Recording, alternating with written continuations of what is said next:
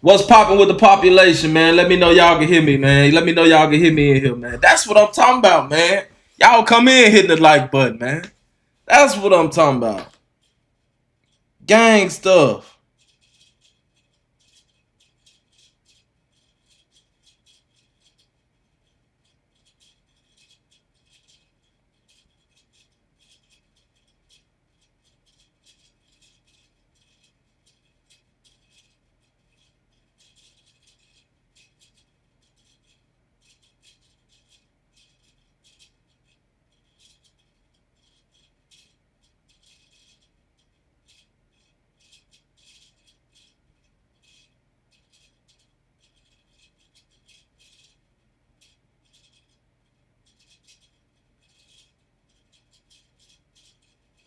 Yeah, man, I'm a little late today, man. I'm a little late today. I see y'all in here, man. Shit, let's go ahead and crank it up, man, without further ado. Shit, let's go. Let's get it. Yeah. Street Newz TV.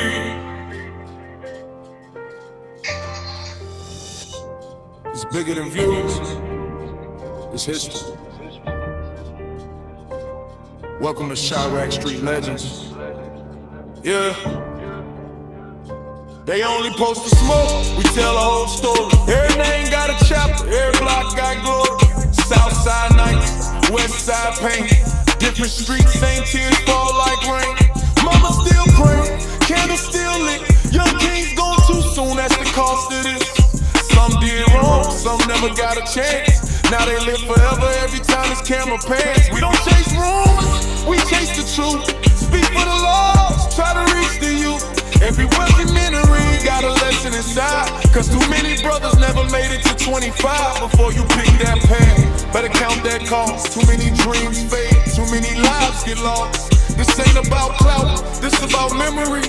Street Newz TV, preserving history. Welcome Street Newz TV, where the stories live forever through the rain and the storm. We remember every legend. Turn up! Street legends, every name got a legacy. If the streets don't remember, then it's up to me. Street Newz TV, tell the truth, let it breathe. Every voice, every soul, every family grieves. From the south to the west, let the whole world see. This is more than a channel, this is history. Seen brothers chase fame, seen brothers chase revenge. Then another mother crying at another dead end. County blues, prison walls, letters in the mail. Some came home wiser, some never made bail. Politics change, but the pain stay the same. Let's go, man. When y'all come in, man, make sure y'all hit that like button. Let's get it, baby. That's why I keep recording every episode real. Trying to heal a generation that forgot how to heal. I'm telling these stories so the cycle can break. Maybe one young brother hear it, make a different escape. Cause the strongest man ain't always the one who fight. Sometimes strength is walking home before the street lights. One city, 1,000 stories, one voice to keep him alive. Learn from yesterday, so tomorrow can be different. Learn from the Street Newz TV, where the stories live forever. Every documentary, bring a voice back together. Chirac Street Legends, let the truth be told. Every lesson worth more than silver and gold. If one life changes from the words that we speak, then every late night was worth every week. This ain't just content, this is family to me. Welcome home, Street Newz TV. The streets remember. Let's go, man. Got your boy in here, man. First and foremost, could everybody hear me? What my audio sound like?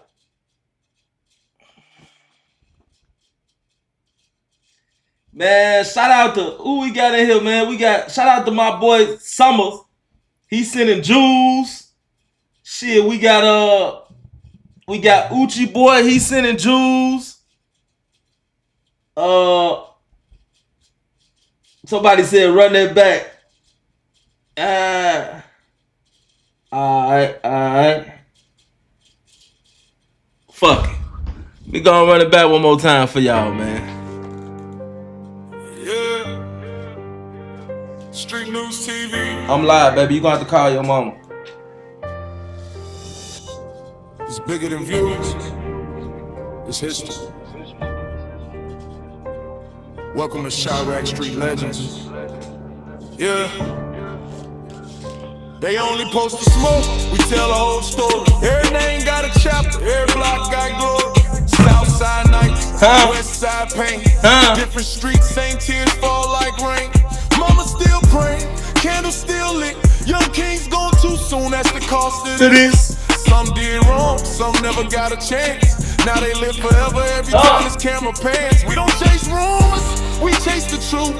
Speak for the laws, try to reach the youth. Every documentary got a lesson inside. Cause too many brothers never made it to 25 before you pick that path. Better count that cost. Too many dreams fade, too many lives get lost. This ain't about clout, this about memory. Street Newz TV, preserving history. Welcome Street Newz TV, where the stories live forever through the rain and the storm. We remember every legend. Yeah. Street legends, every name got a legacy. We in here, baby. The streets don't remember, then it's up to me. I got my own flag. Tell the truth, let it breathe. Every voice, every I got soul, my own every flag, family baby. breathes. From the south to the west, let the whole world see. This is more than a channel, this is history. Seen brothers chase fame, seen brothers chase revenge. Then another mother crying at another dead end. County blues, prison walls, letters in the mail. They don't know nothing about this shit right here, man. Never made bail. Politics change, but the pain stay the same. Every summer got another family saying names. That's why I keep recording every episode real. Trying to heal a generation that forgot how to heal. I'm telling these stories so the cycle can break. Maybe one young brother hear it, make a different escape. Cause the strongest man, this shit touched my soul, man. Sometimes strength is walking home before the street lights. One city, 1,000 stories, one voice. To keep them alive, learn from yesterday, so tomorrow can be different. Learn from the Street Newz TV, where the stories live forever. Documentary, bring a voice back together. Chirac Street Legends, let the truth be told. Every lesson worth more than silver and gold. If one life changes from the words that we speak, then every late night. Listen to the words, man. This ain't just come on, man. This is family. Come on, man. Welcome home. Come on, man. Street Newz TV. Alright, man. Alright, man. Let's get into it, man. Shout out the gang, man. I appreciate y'all coming in, hitting that like button.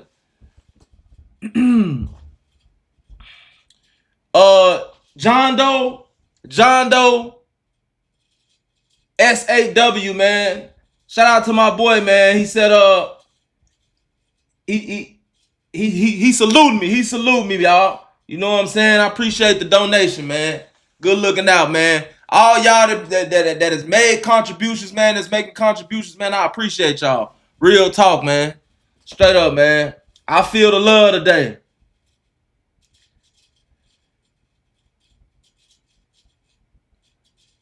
Shout out Earn813, man. Appreciate the 5, man. He said, no, this the best intro song ever made. Damn, gang, boy, that mean a lot. That mean a lot right there. You know what I'm saying? That's what being in the lab, man. Sometimes you gotta go in that lab, man, and you gotta lock in. Real talk, man. That's what I like to do. Real talk, man. Let's get into this content. So we all know what's going on. Jam is on stage. Some people say the stand. I like to call it the stage. Cause he up there, goddamn it. He up there on doing that real Michael Jackson impersonation. You know what I'm saying? Straight up. Little Durk is not my partner. He just a man that says that I am the one. And Vonnie is not my son. That nigga up there getting down. You know what I'm saying? So, yesterday, right? You know, we left off a little early. They was actually still in court. They was, you know, they stayed for a little while after I left off. It was so long since we got an update to the point where I thought they had already left. But they hadn't left yet. Shout out to my boy Michael Blackshire, man. You know what I'm saying? He doing his thing. You know, he's one of the ones that we following. And he's pretty much covering everything. Now, Jam, hold on, what was we at? Still asked about previous murders. Yeah, Ms. 2, you shouldn't want them if you didn't tell you. That's not what I was looking for on a daily basis. That's not on my mind. Okay, so still discuss how Jam could have hit a bystander. Oh, okay. Oh, I made you.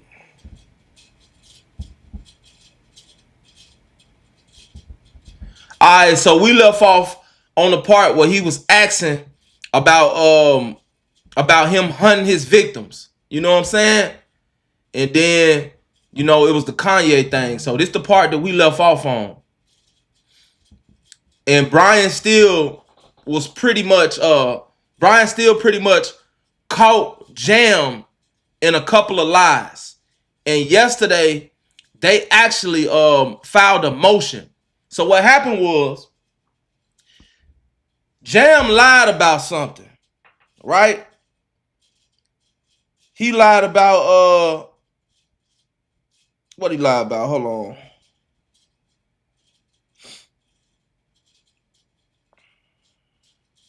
So they saying that Jam lied on the stand about why he was robbing people, you know? So he said that he was robbing people to support his family, right? So Brian Steele and them was like, no, that ain't why you was robbing people. You weren't robbing people to support your family, motherfucker. You weren't supporting your family. So they felt like that was a lie. Now, a lot of people basically deemed this irrelevant because, like, what the fuck are y'all even doing? What they're doing is they're tearing down Jam's credibility. That's what all of this is about. When they entered that line of questioning, the judge basically shut him down once the prosecution objected. You feel me? He shut him down. He discontinued that line of questioning. They were seeking to prove that Jam was perjuring himself on stand. You know what I'm saying? There was a lot of inconsistencies. Jam even changed his story a couple times. You know? Now, there's a lot of people saying, like, man, Brian Steele ain't doing nothing up there. If you say that Brian Steele ain't doing nothing up there, then you don't understand how this shit works. And you might need to just, you know, chill, sit back, and listen. You know? That's why you got 2 ears and 1 mouth. It's for a reason. You know? If you don't understand something, then it's okay to sit back and listen and try to seek to get an understanding versus just tweeting bullshit, writing bullshit in the comment section. You know what I'm saying? Like, that dude doing exactly what he's supposed to do. He even called Jam a coward, all type of shit. He basically attacked the man, low key. You know? I feel like he's going to keep on pushing. As long as they let him, he going to push. And when they object, he going to back off. You know what I'm saying? We still have yet to see Drew. I feel like Drew gonna come in like Stone Cold Steve Austin, right? Now, this was the motion that was filed. It says, on direct examination of cooperating witness Casey Hester, a star witness for the government elicited a lie. That lie was that reason that Mr. Hester engaged in serial armed robberies was that he needed to support his family. The defense has a good faith reason to believe that this is not true.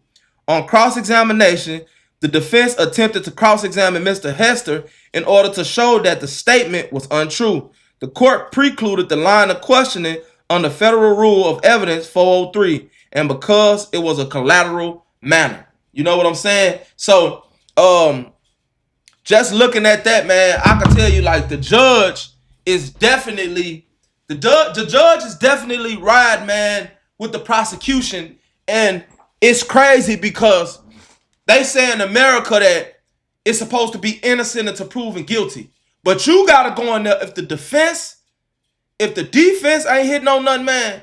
If you ain't blocking, I don't care what nobody say. They said the burden of proof is on the prosecution. Like, basically the prosecution gotta prove their case. But we all know that that's some bullshit.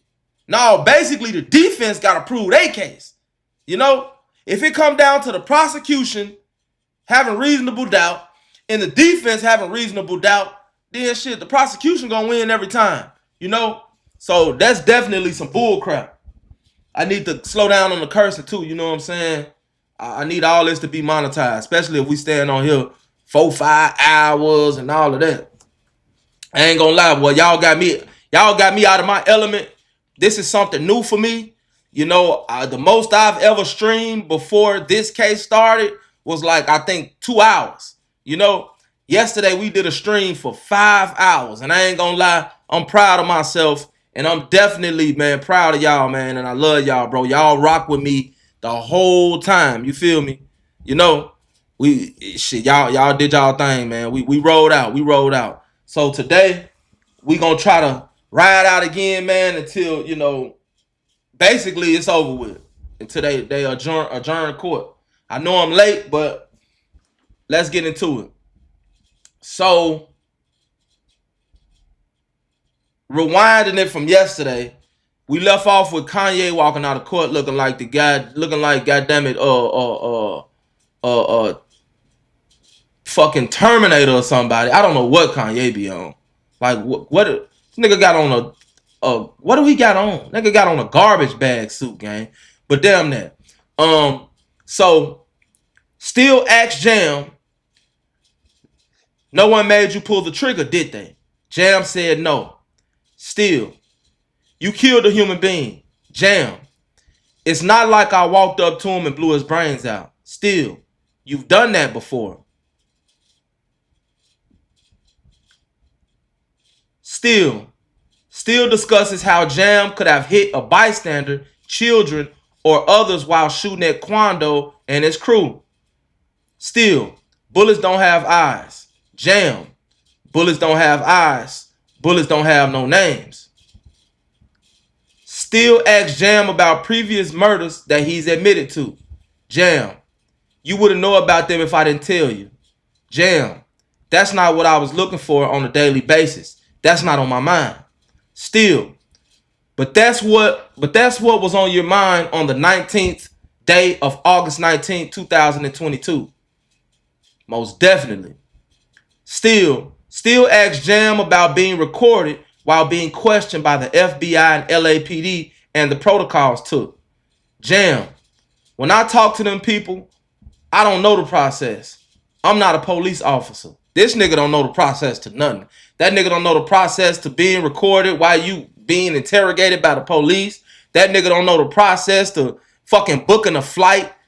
As a 34-year-old man now, this nigga don't know nothing. Just Jam don't know nothing. This motherfucker just out here dumbfounded. You know what I'm saying? And again, I'm always gonna question the competence of Durk. Like I said, man, Jam couldn't cut my motherfucking grass. Something wrong with dude. This nigga don't know nothing. When it comes to everyday living, competent grown people responsibilities, bro. Now, granted, he did 12 years in prison. I get that. But damn, bro, you do 12 years in prison and hop out straight killing? Fuck is wrong with dude? Dude ain't want to get a bank account. Dude ain't want to do nothing. He ain't want to learn how to, sign checks. He didn't want to learn how to do nothing but kill. He want to find a better way to knock niggas off. Like, for real, man. Like I said, man, niggas like that, bro, I wouldn't want that nigga within 100 yards of me. Straight up. Keep that nigga a football field away from me, at least. I want that nigga so far away from me, I gotta see him through binoculars. Like, straight up, real talk.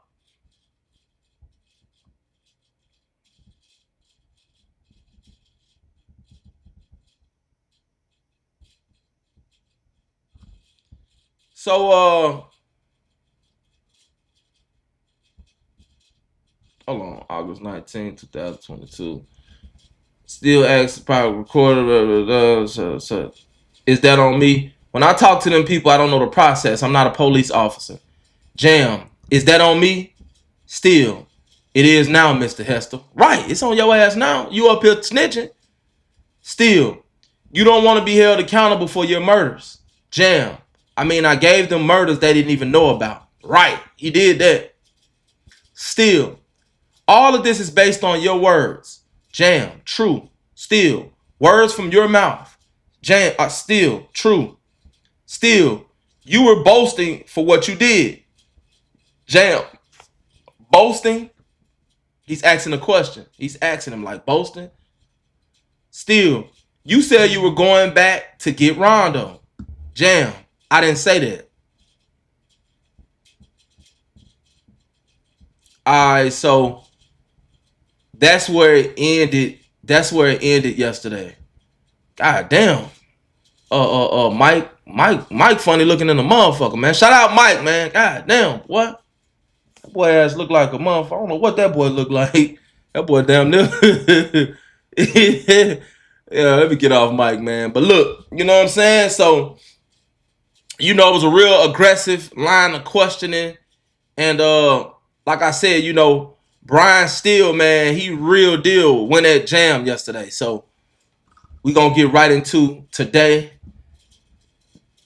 The end of the fourth day in the Lil Durk trial had many updates. Brian Steele will finish his cross tomorrow. Let's see what Mike had to say. So I'm gonna break it all down in these tweets. So we just got out of court about 30 minutes ago. It's been a very intense day. First, the prosecution spoke. Jam was breaking down the drive-by shooting word for word, time by time, until the end of the day, until the shooting happened. He broke down going back home, and then Steele was on the cross as well. And also, he just broke down audio that was given to him about the LAPD and FBI talking to Jam in 2023.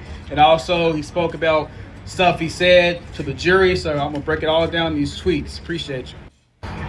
So we just got out of court about 30 minutes ago. It's been a... All right, so it was a lot more stuff that was said. I'm going to get that because y'all know I'm going from, you know what I'm saying, Twitter page to Twitter page. So Taylor, she has her updates as well. And she, you know, she does her shit like after everything's over with. She pretty much gives you a video update. So we going to go through that as well. He says, talks about the security guards. Okay, so 3 hours ago is when it started. Says Brian Steele revealed in court today that Casey Hester, Jam's girl, Ashley Jones, Boss Baby Jones, and Kavon Grant, OTF Vonnie, girl, were in communication through text and email, and eventually leading to third-party phone calls. So it's looking like Vonnie and Jam was getting their plan together. You know? It's looking like Vonnie and Jam was getting their plan together on some goddamn it, Mike and Scotty type shit. You know what I'm saying? I think Jam got to be Scotty. Vonnie probably gonna be Mike. You know what I'm saying? You know, when Mike shots ain't falling, you know, he depend on Scotty, so on and so forth. But even when Scotty shots ain't falling, guess what? Scotty playing good defense. You know, Scotty plays good defense. Scotty a dunk on the nigga too. You know, but I don't know what Jordan gonna do. Scotty kinda screwing the pooch a little bit. You know, Scotty's not doing too good out there. You know what I'm saying? You know, if I'm part of the jurors, if I'm a juror, the prosecution is losing this case right now. Now, I don't know what they got in store, but if I am a juror, there's no way at this point I can say that Durk is guilty. This man got caught lying several times on stage. They already got a motion to basically enter that line of questioning where he got caught lying at. So Durk's not looking bad right now. You know? He looking at least, if not 60-40, he looking 55-45 type shit. You know what I'm saying? So Brian Steele goes in, man. He says, so who's Vonnie to you? Jam. He's just a goofy. Told y'all Vonnie was a goofy. Steele. Goofy means loser. Jam. A goofy. A goof. Self-explanatory. Steele. You don't respect him? Jam. I mean, he cool. Steele. You didn't love him? Jam. Love him? Nah. So at this point, you know, what Steele like to do is, and I like his method. Steele likes to break the ice. You know what I'm saying? He like to go in, get you comfortable, get you smiling and things of that nature, and then he gonna punch you in your damn mouth. You feel me? So Jam, he's giggling up there and shit. So Jam's feeling real decent right now. Still. So when you say rat, I'll clean my word for the courts. You mean to corroborate. Jam, a rat is whatever you think it is. I know people who were victims who told. I know people who ain't been shot and cooperated. Now he's using the word corroborate, but we just gonna say cooperate. I think that's what he meant. I'm pretty sure that's what he meant, right? Chat, y'all agree? Everybody agree that where he's using corroborate, he basically probably meant cooperate. Do we all agree on that?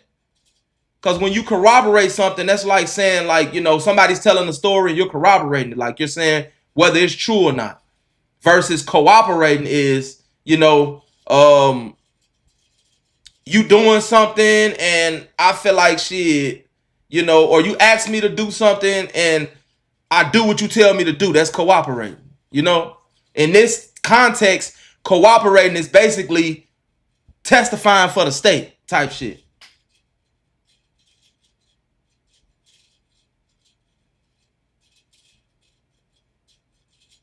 Corroborator. Shout out to Ghost Hendricks. Well, help me out then. Help me out now. Because he's using the word corroborate. Or corroborate.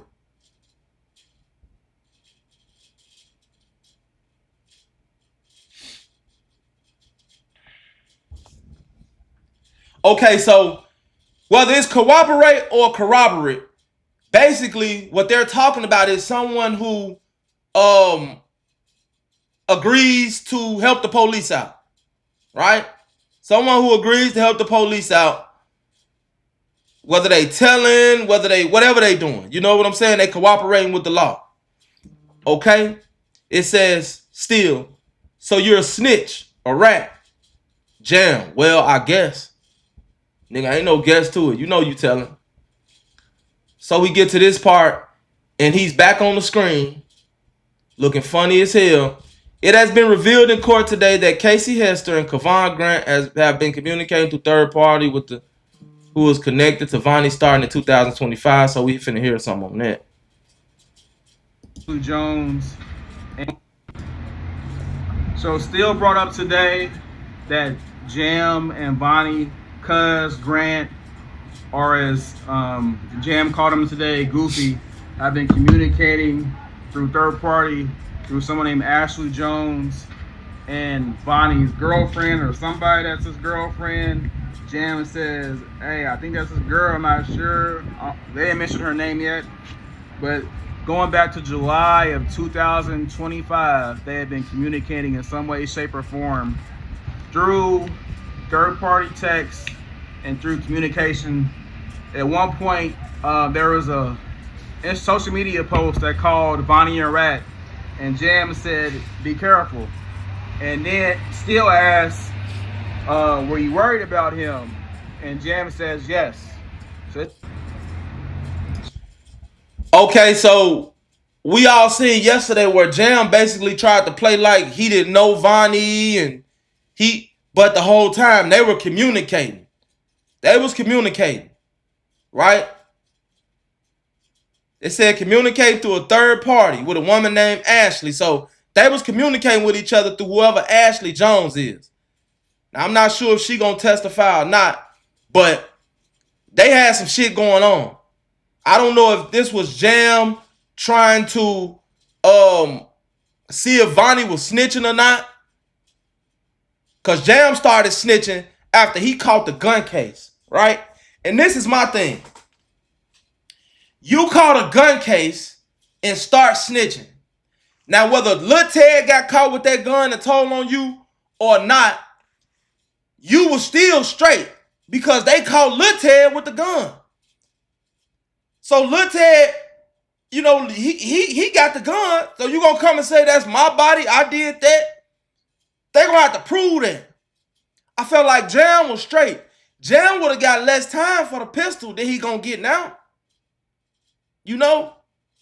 And I'm not buying this, oh, I did it because I wanted to get it off my chest. Jam, you ain't been wanting to get shit off your chest all this time. All these bodies you got. You done been way in Racine, Wisconsin, killing people. They saying that Jam shot somebody and the blood got on the gun and he licked blood off the gun. And you know what I'm saying? It sound like you like this shit. You know?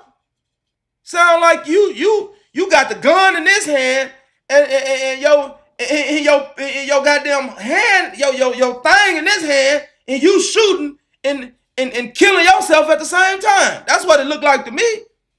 Sound like you ready to bust one doing this shit. Well, see, they say in that text, man, when you kill somebody, it's like having sex. That's what it seemed like Jam was. Seemed like Jam liked this shit. And if he was involved in all these murders, he said he told the police about murders that they didn't know about. He was involved in all this stuff. You was a psychopath, a serial killer, straight up. Just like King Von was, if we being honest. Sound like Jam was getting off on this shit. To me, I could be wrong. So you don't go from being a psychopathic killer to, oh, I wanted to get it off my chest. You wanted to get it off your chest. Why you didn't get it off your chest until they caught y'all with them guns, Jam? Why you didn't want to get it off your chest until you got caught with that gun, right?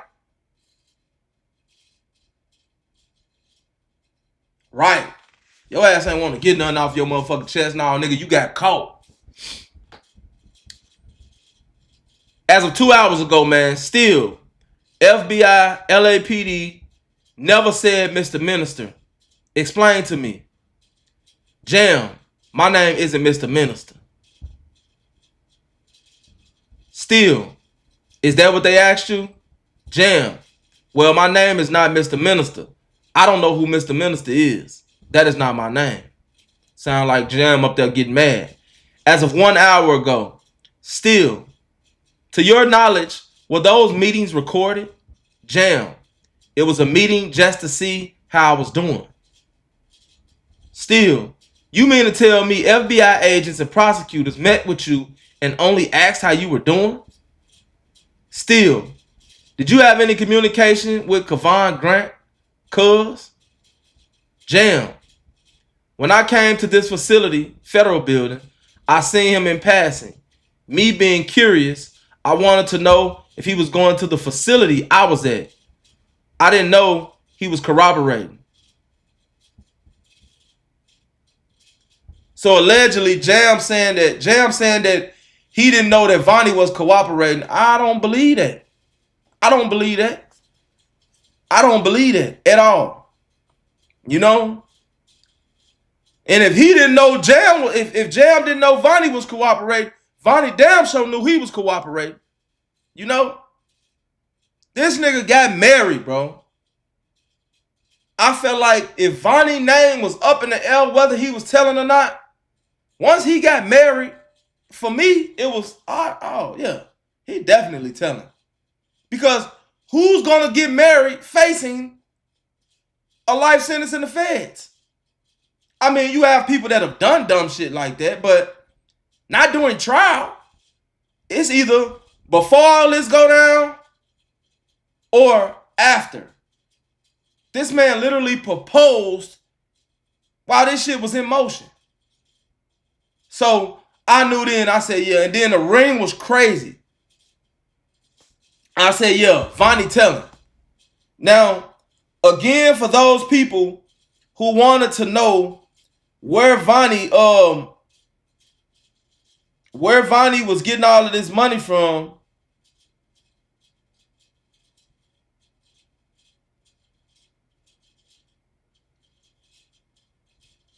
hold on.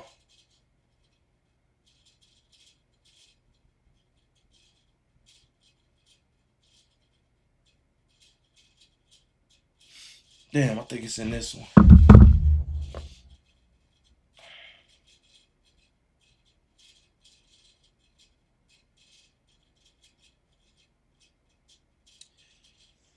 Vonnie has a home renovation company, right? So Vonnie got a lot going on outside of what he got going on for Durk.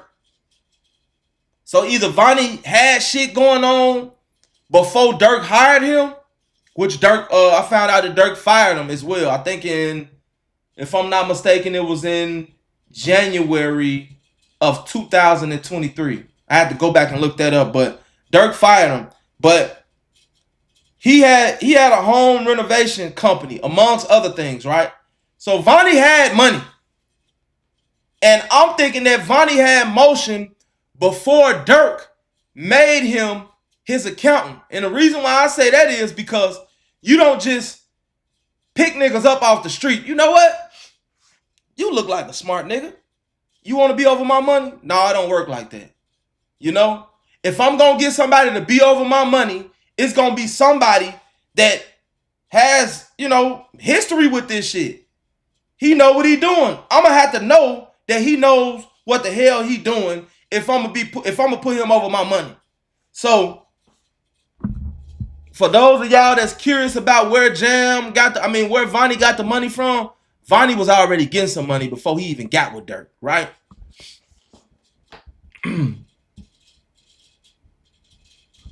Still, that's the only time you talk to Vonnie. Jam mumbles words. I'm talking to myself to remember. This nigga up there talking to himself. So, Still is closing in on him. Jam senses that Still is closing in on him.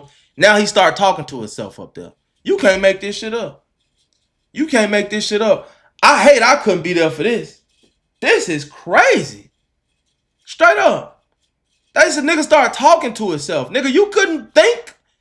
You ain't gotta. This nigga sat up there and had a conversation with himself so he could remember. You couldn't. No. This nigga. Damn, did I talk to the nigga? Yeah, you did talk to that nigga. Damn, I did. This nigga here. Still, okay, you talk to yourself and let me know when you're ready. Still told a nigga to have a conversation with himself and let me know when you're ready. Straight up, man. Shout out to GG for the 10 jewels, man. Mind y'all, I appreciate y'all sending me these jewels and stuff. I got to do my research on what this stuff even is, because this something that's new with YouTube. These gifts, I definitely appreciate the gifts, y'all. You know, and keep on sending them. By all means, keep on sending them. You know, GG, man, I appreciate the 10 jewels. Y'all sending them jewels like crazy. Keep sending them jewels. So, yeah.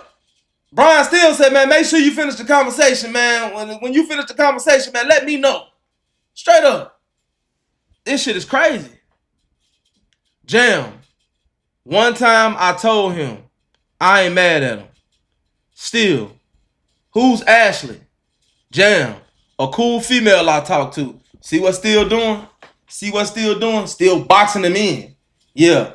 We getting somewhere. Still. You know you are. Hold on. My bad. I skipped the part. Ashley Jones bridged the gap for you to communicate. Why were you trying to contact Cuz or Grant? You broke the rule. Jam. Ashley told me about somebody recorded Cuz on the phone. I basically told him you have to be careful. Still. You were looking out for him? Jam. Yeah. Still. You know you are abusive to your mother. Jam. Being abusive means you are physically abusive. Still. You know there are recorded phone calls between you and your mother. Wow. Wow.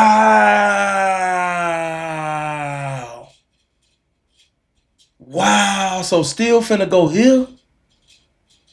So Jam, goddamn it, calling from home, getting down on his mama? This nigga's a real deal scumbag. At this point, I don't need to hear nothing else. For real. I mean, after we hear what he said to his mama, because I know he had to say something crazy. But, damn. Let's go. Still, you had a person post on social media your sister's address. You lied and said you were out of jail and posted. Come and see me. To have a drive-by, she runs a daycare and is on dialysis. Jam. I can't talk to my son no more. I got mad, so I did it to scare her. That is all. Wow. So he has somebody to post from his social media his sister's address, told her that he was out of jail, and that he was sending a drive-by. This is his sister. And now it's all making sense. If y'all remember when Brian Steele first started questioning Jam, he asked him about his family. Why was his family not there? What was up with his relationship with his family? This shit coming full circle now, man. You are watching a master at work. I'm telling y'all, man. Watch him cook, man. Dum, dum, dum, dum. Let him cook. Dum, dum, dum, dum. Let him cook. All right, he cooking. He's cooking. He's almost on fire. I think he got Jam back against the wall now. All right, so Jam. I'm his only parent. His mom dead. Still, did you not say when I see your son? Did you not say when I see your son you were going to hug him, kill him? Jam laughs. Where you get hugged from killing? Still, you told your other sister you would put a bullet in the middle of her daughter's head.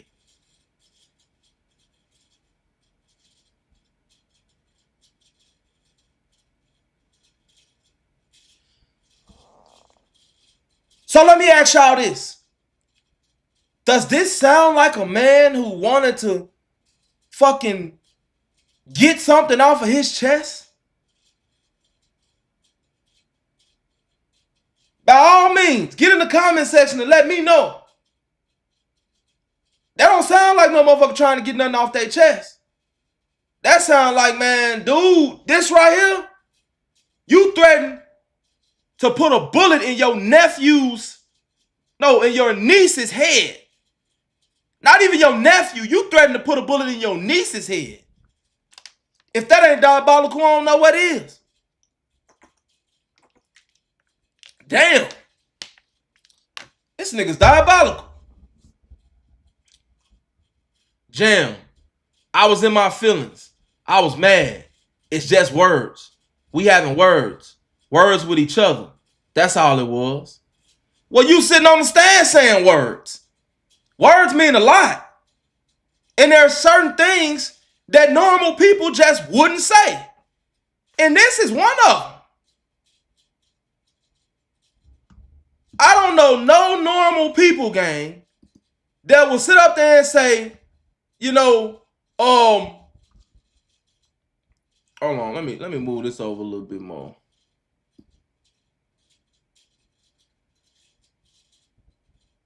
I don't know no normal people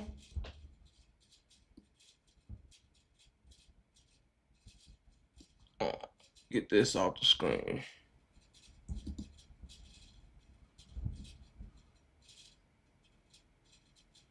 Yeah, I don't know no normal people, man, that will sit up there and say that because I'm mad at you, I will put a bullet in my niece's head. No, gang. No, gang. You went crazy. You went crazy. And at this point, considering the fact that you're a stone cold killer, I believe everything that you saying. Every word that you saying, I believe it. Boy is a psychopath.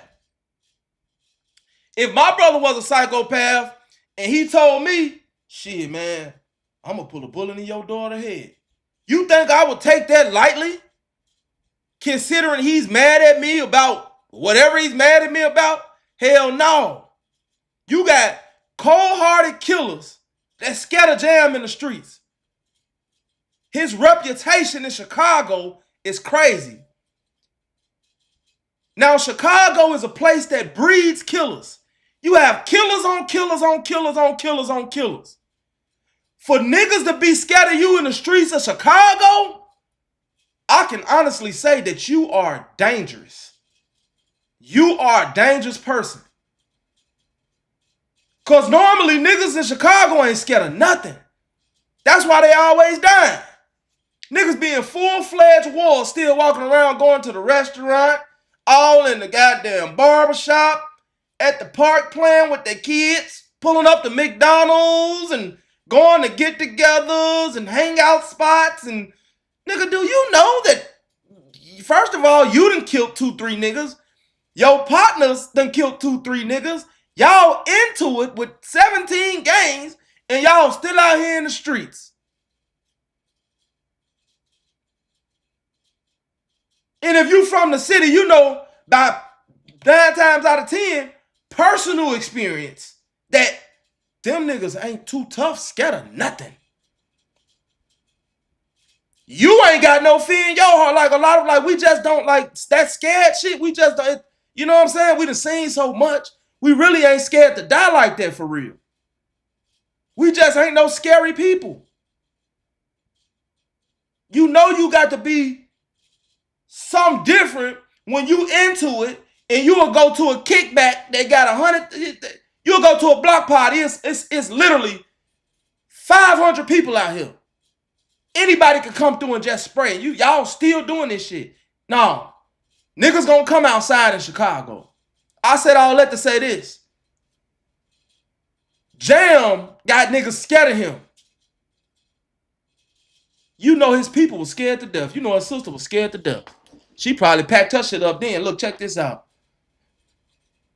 Baby, that nigga looking for us. Probably call that mama, you better get him. You better get that nigga, mama. When that nigga call, I'm going to call you on 3-way. If he call back, I'm calling you on 3-way, mama. You talk to him. Talk to him, mama. He say he going to do something to baby girl now. All right, now you know that boy ain't going to. Mama, I don't know if you know this, mama. The nigga is crazy. They say he done killed all type of folks out there in them streets. Hell, I done seen him kill 2 people myself. You know what I'm saying? Shit. I'm not taking no threat coming from this nigga. Let them out. They just words. The hell they ain't. You better pick the right words to say. Shit.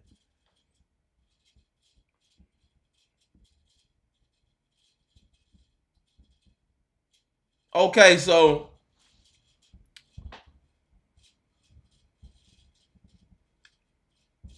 that was 14 minutes ago.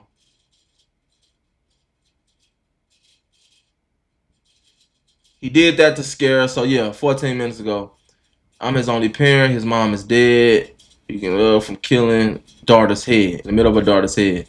I was in my feelings. I was mad. It's just words. We having words with each other. That's all it was. Still, your words can get someone innocent charged. Jam, huh? What did you say? Still, quiet for 10 seconds. I passed the witness, Your Honor.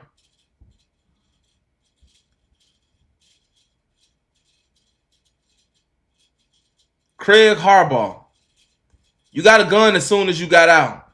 Jam, oh yeah, I did that. Harbaugh, why is that? Jam, I ain't scared to die. I'm just not ready.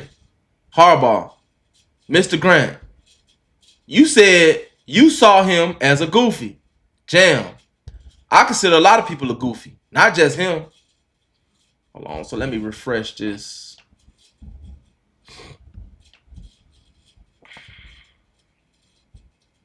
Y'all know I ain't familiar with Twitter.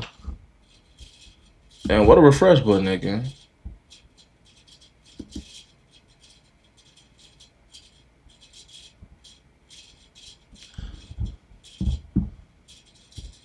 Oh, okay. That's why I missed that. So Harbaugh is OTF lawyer, right? So, Steele is out of there, man. Steele got out of there. Still got out of there. Now Harbaugh is on him. Who they said Durk got that lawyer for Diddy. So now Harbaugh is on him, man.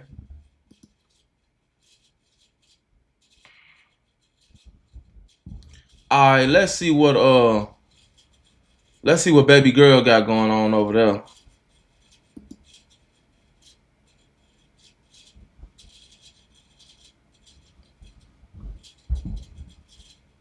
Trial where Brian Steele is.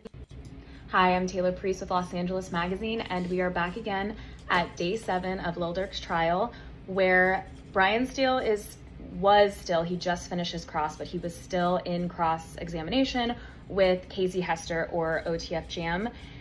And Brian brought the receipts today. He brought prison phone calls and emails of Hester that showed Hester was in communication with Grant, Grant or Cuz or Vonnie. He was in communication with him even though there was a keep separate order. He also said a lot of things in prison that Brian Steele felt was important to bring up. So we're going to go through that. It ended on, I've dropped my notes. It ended on kind of a heavy note with Brian Steele, but I'm going to save that for the end. So Brian Steele started back where he was in the beginning, where he talked about all we have is your word, and he kept saying people like you. Really is painting this picture of the kind of person he wants the jury to believe that Hester is. So he went back to what we heard yesterday, where he's talking about the conversation or the recorded interview. I believe that was his 4th or 5th time being interviewed that he was officially recorded. And he asks about what Hester said about never having a conversation with Durk about King Von, Lil Tim, none of those people before the day of the murder. And he played that interview for us again, where he said he's asked by interviewers, Hester's asked by interviewers if he's ever had a conversation about them with Durk prior to the murder. And he said, this is a quote, "I mean, I can't say what was spoken for." Then the investigators asked, what about when you were released from prison? And that 12 years. He said, "I ain't sure," talking about he wasn't sure what was said about King Von or Quando Rondo. He then was asked, do you ever talk about King Von? And did you ever talk about King Von before the murder? And Hester said no. This is in the recorded interview. And then he asked, what about Quando? And Hester said, never talked about him. Then Hester said in the interview, you can't really quote me, but I'm pretty sure, and he's talking about the hit on the money that was promised for the hit. He was asked if there was a number, and he said, you can't really quote me, but I'm pretty sure, never had the conversation. So he's saying he never had a conversation about it. Oh, he said never had a conversation about it till after. And then the investigators asked him, in your mind, was there money on Quando? And he said, I can't really say. And then he kept saying after the fact. After the fact, they talked about money, but before, he says there never was. And this is a murder for hire trial, so the money is something that Brian Steele is really focusing on in his cross at this time.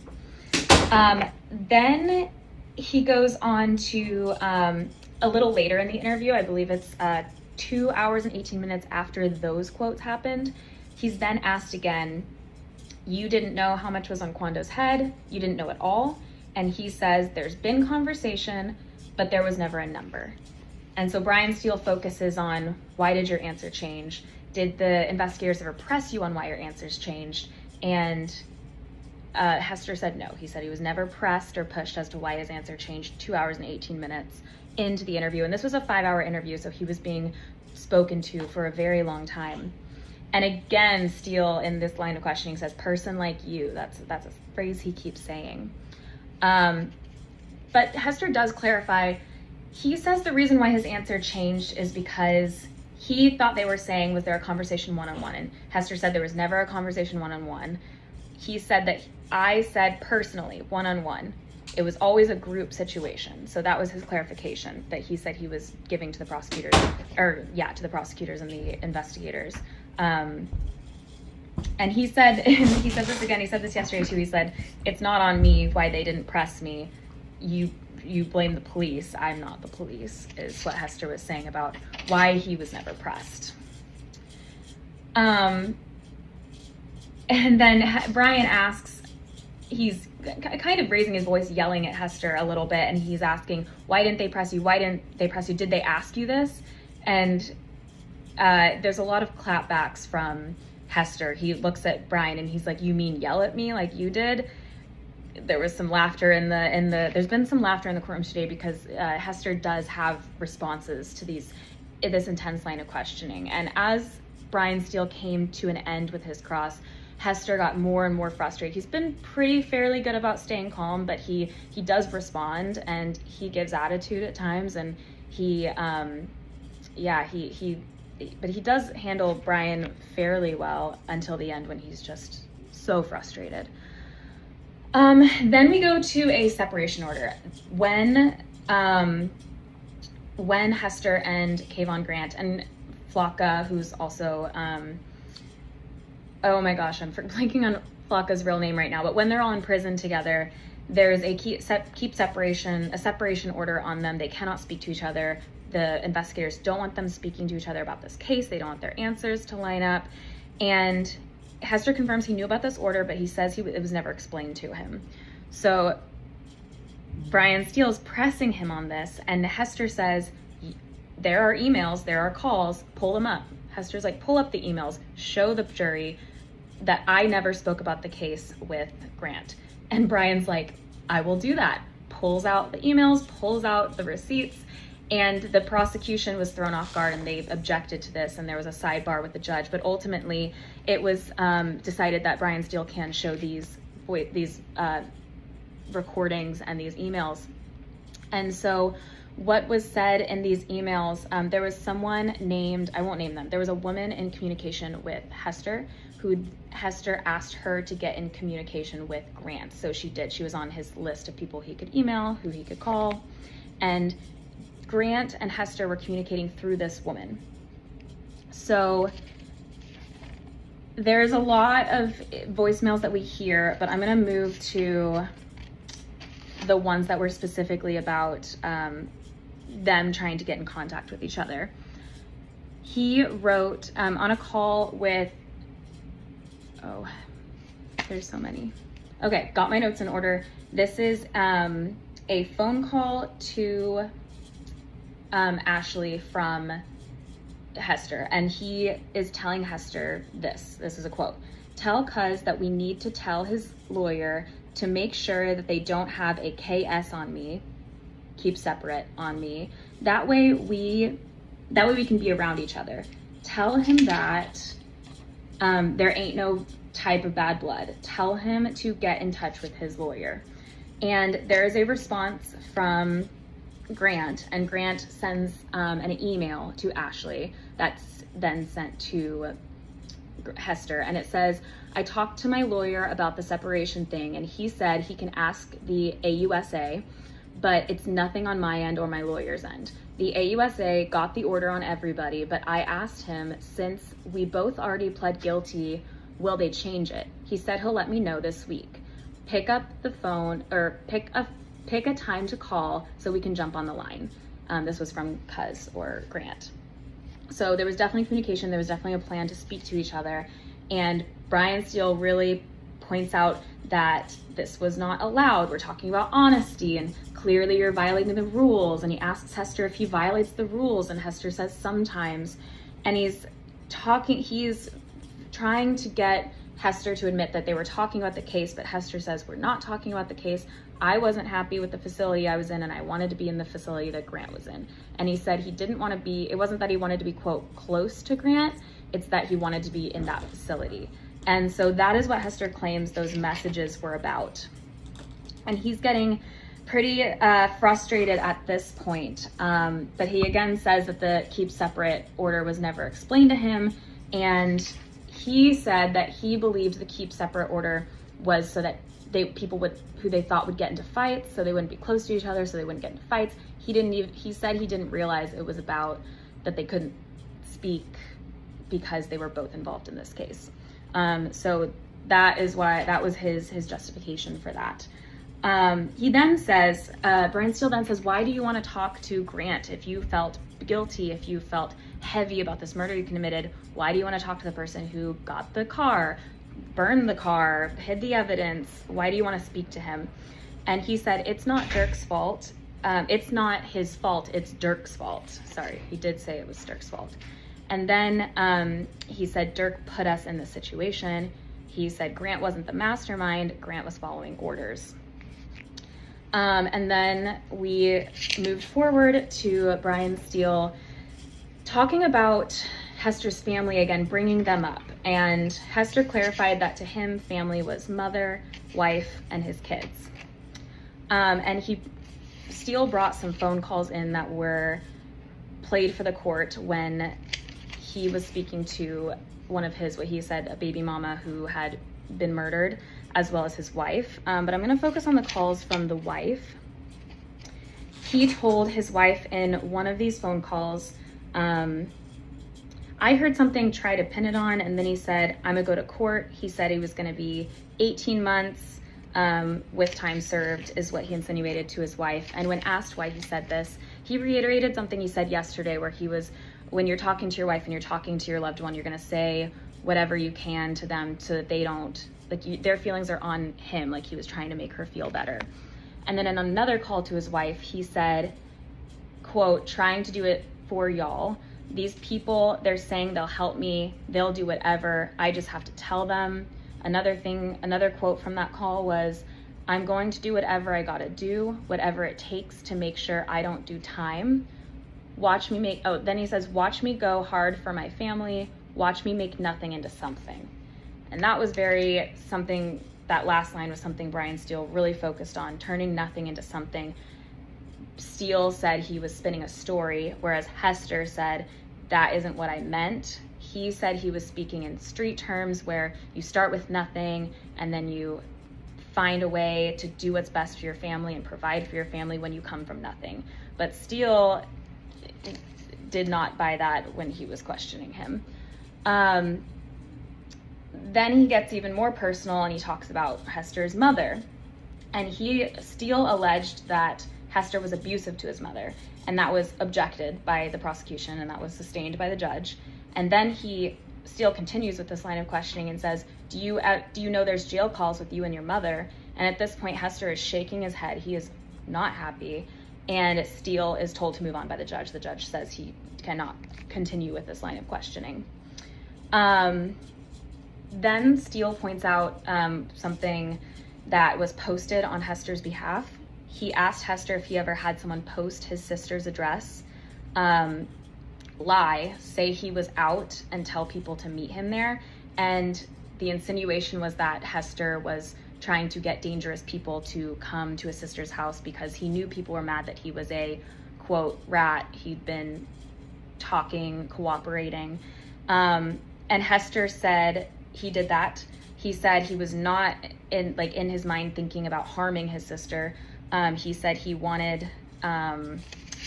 said that his sister had taken his son from his mother and wasn't allowing her to speak to him. So he was just trying to scare her into getting his kid back or giving his son back to his mom. Steele pointed out that his sister was on dialysis and that there was children in the house. And he said the post said, come see me, this is my address, with his sister's address. And Steele clarified that this was all done while Hester was cooperating. And he points out again, like, you were doing bad things. You weren't following the rules when you were supposed to be cooperating with this investigation. But Hester affirmed he was just trying to scare her. He didn't think she would be hurt. And then then Brian Steele asked if he told his sister, quote, he was going to put a bullet through her daughter's forehead. And Hester said, yeah, I did that.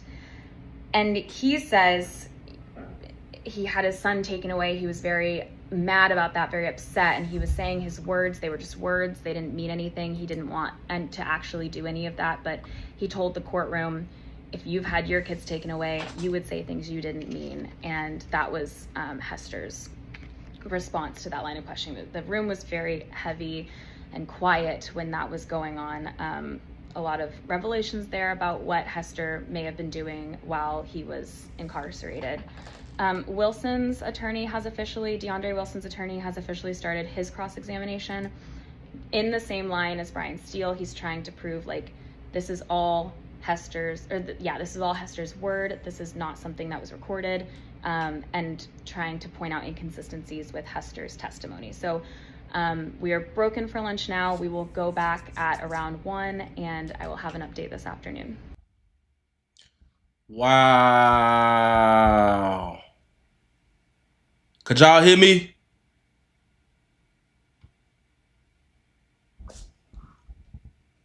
Could y'all still hear me?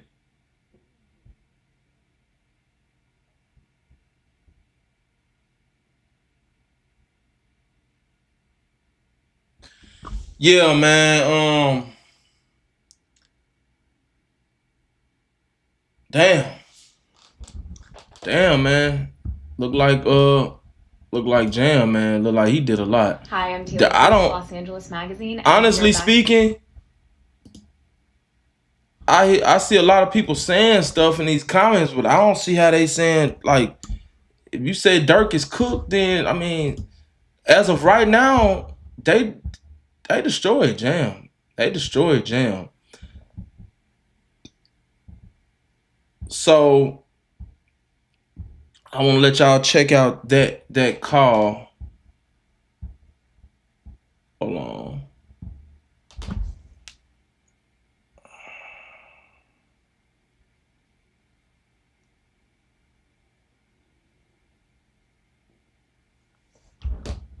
Hold on.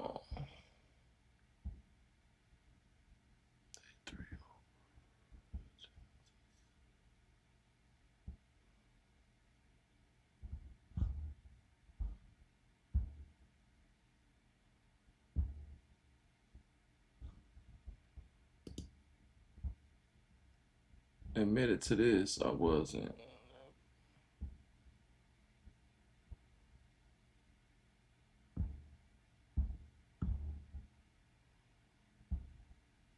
So that call that they was talking about, let me go back to Mike's shit.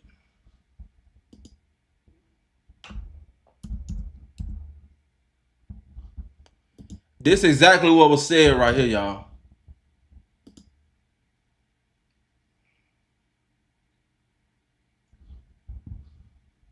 So Harbaugh's still doing his thing. So this is a jail call played between Jam and his wife. This was played in court. Jam was heard saying, I'm going to do what I got to do, whatever it takes. Just make sure I ain't got to do no time. Just trust me. I'll trust you. You have my back, I got your back. You don't watch me go hard over my family. You watch me turn nothing into something. Jam explained that comment had nothing to do with this case. You trying to say I'm gonna make something from nothing here. You using it in your own way. He basically saying shit, I'm finna snitch. And I think the reason why Brian Steele played that is because people were putting emphasis on Jam being a changed man, and Jam testifying because he somehow he wanted to get it off his chest to make himself feel better. He getting right with God and all this. No, this basically corroborates the fact that basically Jam telling him to try to get himself up out of there. Straight up. Shout out to my boy Michael Blackshire too, man. I see you done went up 4,000 followers since yesterday. Damn.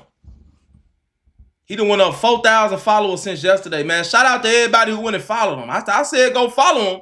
Damn, y'all went and followed him for real. If I'm not mistaken, he had 7K followers yesterday. Now he got 11. Shit, that's what's up, bro. Keep doing your thing. But yeah, man. That I'm doing it for the kids. That shit ain't gonna work. As you can see, Diddy lawyer went right up there and asked him, "You got a gun as soon as you got out?" "Oh yeah, I did that." "But you talking about your kids?" This nigga got a gun and went straight to work after doing the 12. What the fuck? That nigga ain't say, "Man, you know what? Let me chill for a couple weeks, a couple months, shit, a couple days." Nigga, as soon as he got out, Jam home, shit. Yeah. I need one of them things, man. Shit.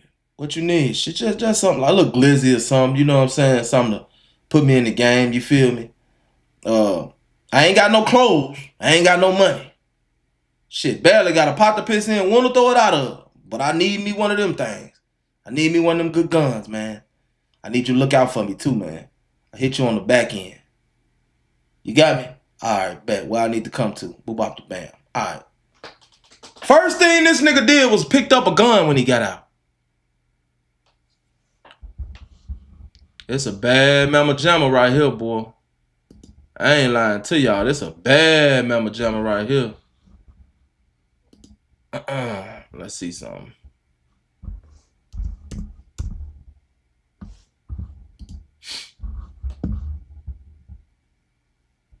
Okay, so that was her last post.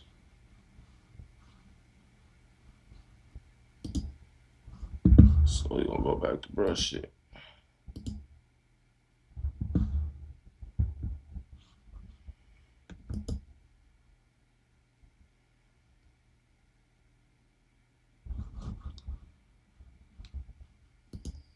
Let's see what the last thing Mel posted in.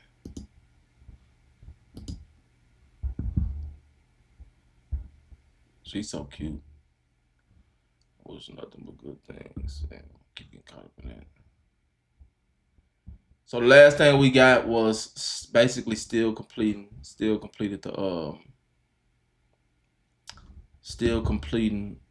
the cross-examination. So we ain't got much from Harbaugh yet. I want to see how Harbaugh gonna get down. He started off with a very intense, you know what I'm saying, line of questioning. Yeah, the first thing you did was got a gun when you got out? Hell yeah. Let's see what y'all talking about in the comments, man. Somebody said, man, that intro song, fire, man. I appreciate that. Real talk, man. He left his kid to go do the hit. Right. So FBG Butter not the biggest rat anymore. Definitely not. Butter ain't get out nowhere near this hard. Jam going to get another one if he get out of this. Facts. Guns and butter, baby. Yeah, he might as well go. He might as well go Woody and let Durk, Diddy, and Boogie go. Thought that was the regular thing. You better get a bumper soon as possible before somebody bump you.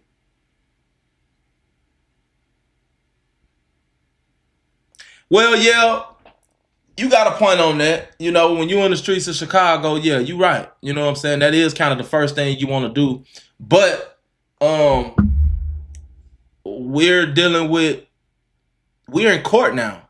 So, you know, they're not going to understand that. I mean, we understand that, you know. But did you get it for protection or did you get it to go to work? Look like Jam got his gun to go to work. Now, I want to see what was the time frame between the time he got out to when he caught his first body, and that's going to tell it all. If he caught his first body after he got out, 2-3 days after he got out, that's going to tell it all. You know what I'm saying? Whether it was 2-3 days, 2 months, 2 weeks. Because he hadn't been out long before he actually caught that, before they actually before they actually got hit with the charges. Hold on, let's see.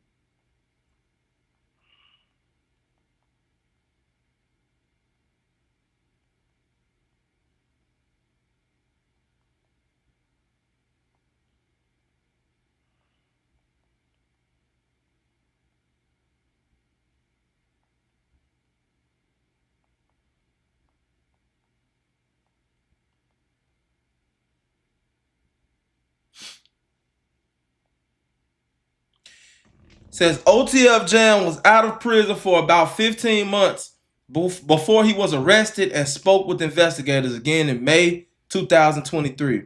He was released from prison in February of 2022 after serving a 12-year sentence for a 2010 shooting.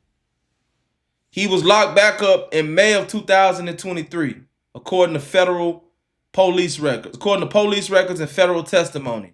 Note, he was booked on a warrant and began cooperating / speaking with the FBI around this time. So he was out 15 months before he was charged again. So goddamn it wasn't long. It wasn't long. And if they saying he was doing this for murder for Durk, doing that for Durk, and if they had to pull him to the side and tell him, look, bro, stop killing niggas. All of this happened within 15 months. You know?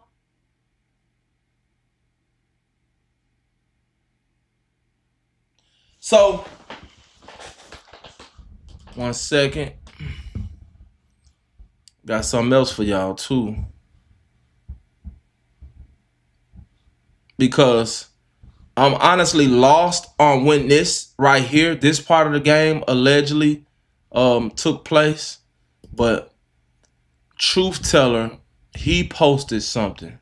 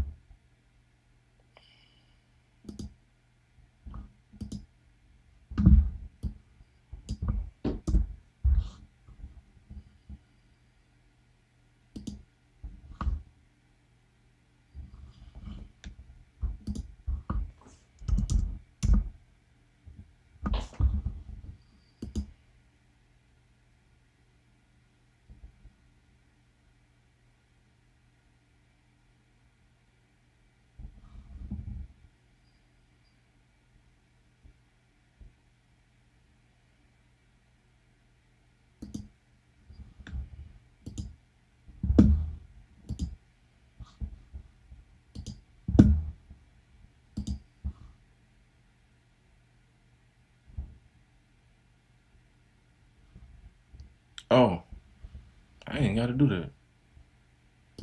Tripping. I ain't got to do that.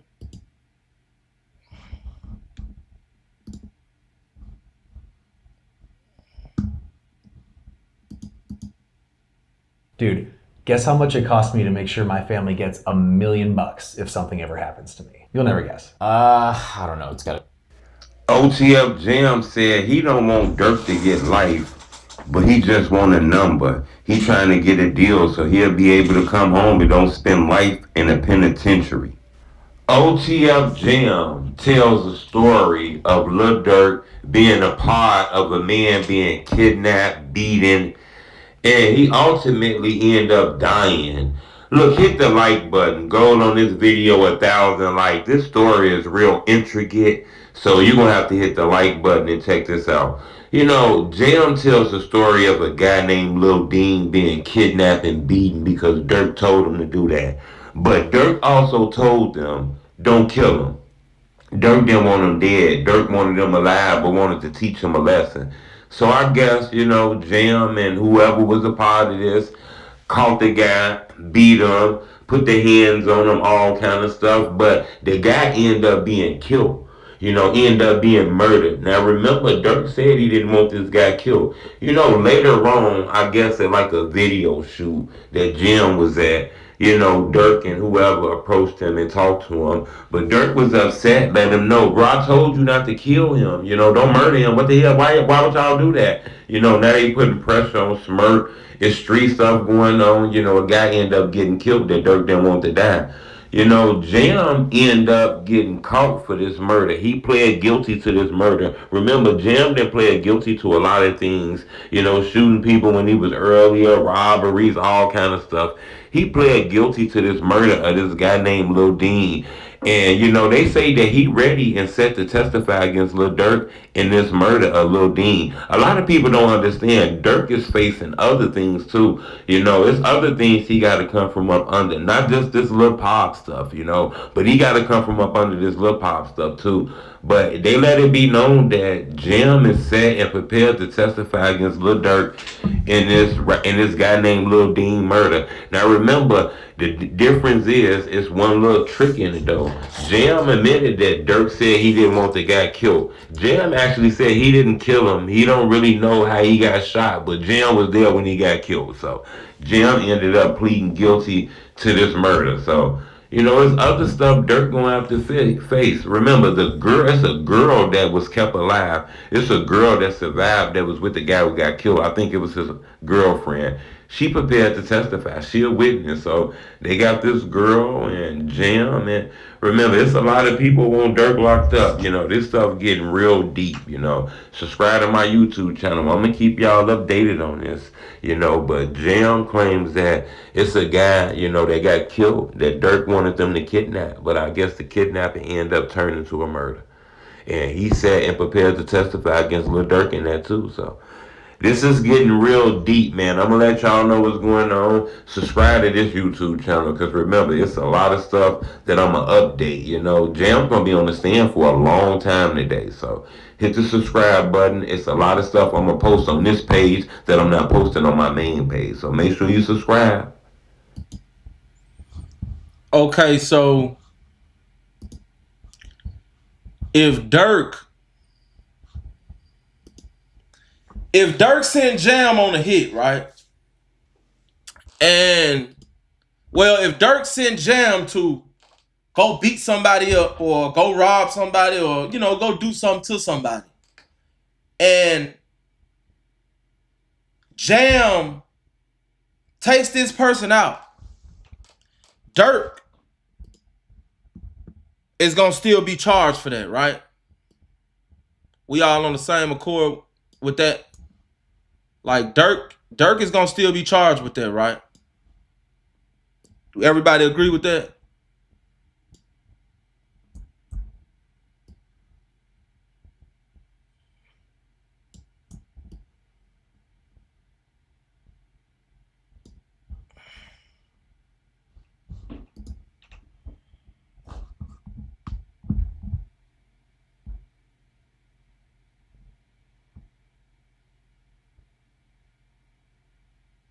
Why most of Chicago bloggers want Durk in jail? Well, this is you're actually on one live that don't want Durk in jail, but at the same time, I'm not on no shit. Don't put Durk in jail shit either. Like I don't have no it could go either way. It could go either way. I'm completely unbiased. Now, I would hope or I would like to see, Durk make it out of this, but I would be lying to y'all if I didn't say that I think Durk is a damn dummy too. Durk is not as smart as he portrays to be. And like I keep saying this, Durk worked hard to get where he at. Look what type of people Durk was dealing with. I had a shorty DM me last night, man. And he was basically saying, I think he said like, you know who you is, man, shorty. I hope you on the live. Shout out to you.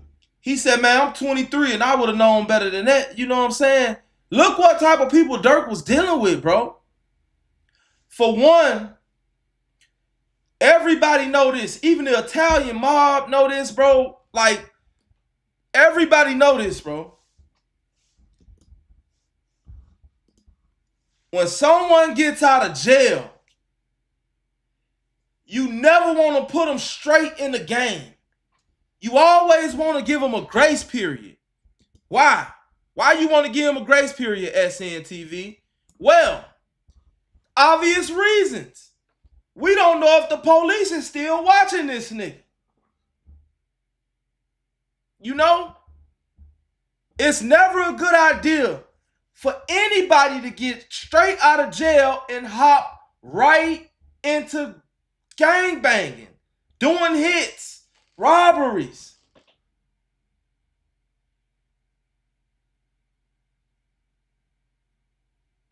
For one, you are a fresh face out here.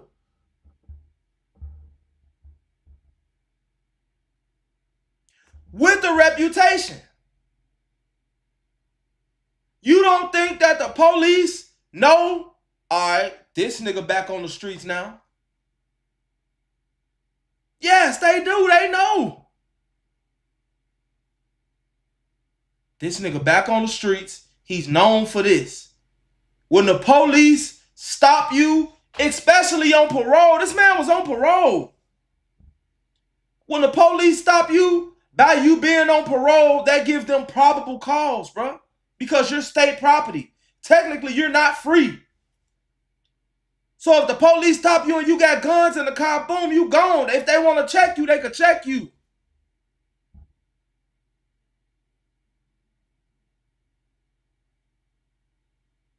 So not only had Jam just now got out of prison, Jam was still on papers. I don't want no nigga doing no fucking hits for me on papers. What's going on?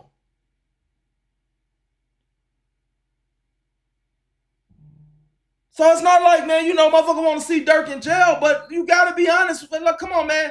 Durk did a lot of stuff to get himself in that position.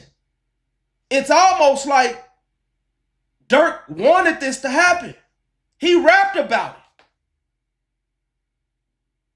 Y'all know what verse I like to refer to. What'd he say? They dropping locations. I'm getting it done. You tweet, we slide. The feds gonna come. He obviously wasn't fucking just rapping. You know what I'm saying? Then I played the War with the City joint with Jam. That ain't nothing but a testimony. Laverna got 100 shots. He up in that chair. What'd he say? Something about Booney Mo. He don't do hits no more. He paid the shorties to do it. Something about DD. God damn it. What'd he say? Something about DD still a good. Then he said what? He said Duty Low. You don't want to beef with us because when Duty Low, when it's money on your head, Duty Low can get you low. That's why they call him Duty Low. He known for getting locations. All this old shit here. He damn near said exactly what they being charged with. We were asking the question yesterday.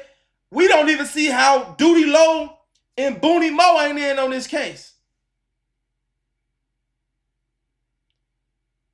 You remember Duty Low was having parties in front of the goddamn federal building in the back of that motherfucker goddamn every other day or every day of the trial. That motherfucker went out there yesterday, was he? I told y'all Duty Low wasn't gonna have no party yesterday. He was out there, but they wasn't having no fucking concert. Soon as that man said, well, basically Duty Low is the one that got the location from a nigga, you know what I'm saying, in Cali. When we in San Diego, we got the location, we walked the bam. Duty Low, all the concert was over then. Duty they went to wrapping shit up. Man, get that damn boom box, man. They had to have a boom box out there or something. I don't know. I'm telling you, I seen them niggas dancing out there. I seen it with my own eyes. I forgot who live I was on, or I was on somebody's post or something. And they was out there shaking their ass. Soon as they brought Duty Low up, motherfucker got quiet as hell. I was watching Trap Lord Ross video when he came out. He said, damn, ain't no Durk fans out here. What the heck? Shit. Duty Low, they coordinator goddamn went in hiding. He got the fuck on out of there. He was asking everybody, hey man, ain't nobody said my name, did they? Nigga ain't say nothing about me, did they? You knew your name was coming up. And I said that on live yesterday. Y'all know I did. If you was on my live yesterday, I said, I bet you that nigga don't throw no concert tomorrow. Sure enough, yesterday, that nigga ain't throw no concert. Hell no. I mean, day 4 yesterday, I said that. Yesterday, he ain't throw no concert. Hell no. That first live, I was saying, shit, Duty ain't gonna throw no concert. He ain't damn sure ain't throw one. He ain't gonna throw one today either. Nigga was out there taking pictures yesterday. Him and Kanye.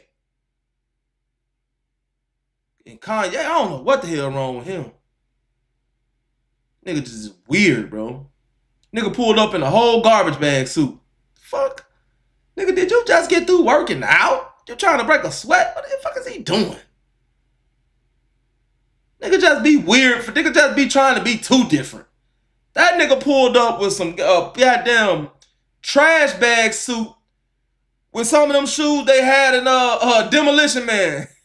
No, fuck that. He pulled up with some Super Mario boots on. You remember them boots they had in Super Mario? Dun, dun, dun, dun, dun. Boom. He pulled up with some of them motherfuckers on. I said, what the fuck is Kanye doing? I know it's hot as hell in LA right now. 100-degree weather. I said, that nigga ain't no way. I said, Kanye just got through. He just came from working out. Had to. He had to just come from working out. Nigga had on one of them, you know them little sweatsuits you put on? Some niggas put on just to put on a garbage bag. You know what I'm saying? They make you sweat. Kanye had on one of them. Then the nigga walked in there by himself. What the fuck is wrong with talking to himself? Nigga ain't have a phone. Nigga just walked up. Kanye, this nigga got his hand? What the fuck is wrong with Kanye, man? Straight up. This nigga got some money and went off, man. This nigga pulled up looking like the fucking Terminator, gang.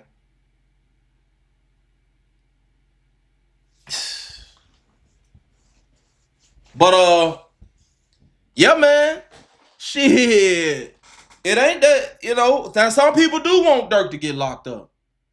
I'm not one of them bloggers that want Durk to get locked up, but I ain't one of them bloggers that give a damn about whether he get locked up or not. Because I'm a true believer of you reap what you sow. And even if Durk didn't have nothing to do with this, even if Durk is innocent, he did a lot of implicating himself. He implicated himself too much for me. Now, like I said, you know, music is an expression.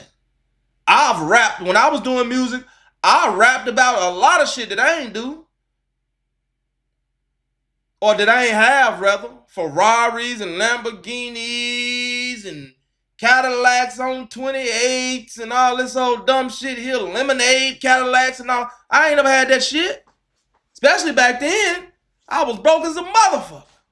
But I was rapping about it.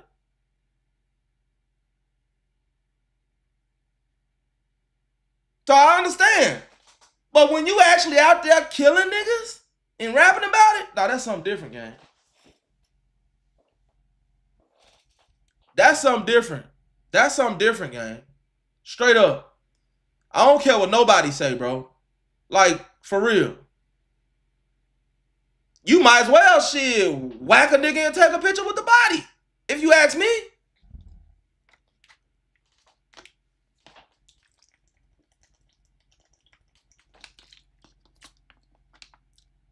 I know niggas done got killed.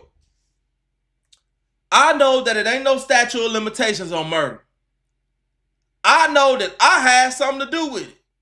I'm gonna go in the studio and make a fucking song about it? Bro, is you cool? Is you decent, bro? You alright? Something got to be wrong upstairs, bro. You might well go on spell it out. Fuck it. Caught the nigga slipping, blew his brains out. He was in front of the store chilling. Now he can't hang out. He was on 45th. Tried to run to 46. Shot him in his face, hit him in his thigh, thought I blew off his dick. You know what I'm saying? God damn. The police is like, got him. They listen to this shit like, got him. How you know the nigga tried to run the 46? How you know he got shot in his thigh by his thing? How you know all this? Nigga, you had something to do with it. Nigga putting all the details out there and shit. So yeah, man, Durk worked for this, man. We didn't do this to Durk. Durk did this to Durk. And then, like I said, again, you dealing with niggas like this.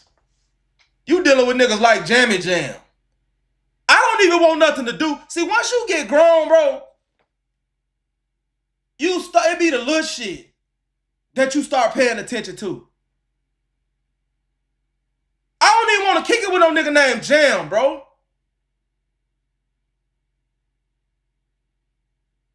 What is you telling me with a name like Jam, bro? This nigga name, his real name Casey, bro. Once you get to a certain age, bro, unless you're an entertainer, bro, you got to start going by your real name. Hell, K would have been cool. Mr. Casey. What up, K? What up, Casey? But Jam? OTF Jam? And you wonder why your ass jammed up. Jammy Jam. He went on a hit. Shot 3-4 times, his gun jammed up.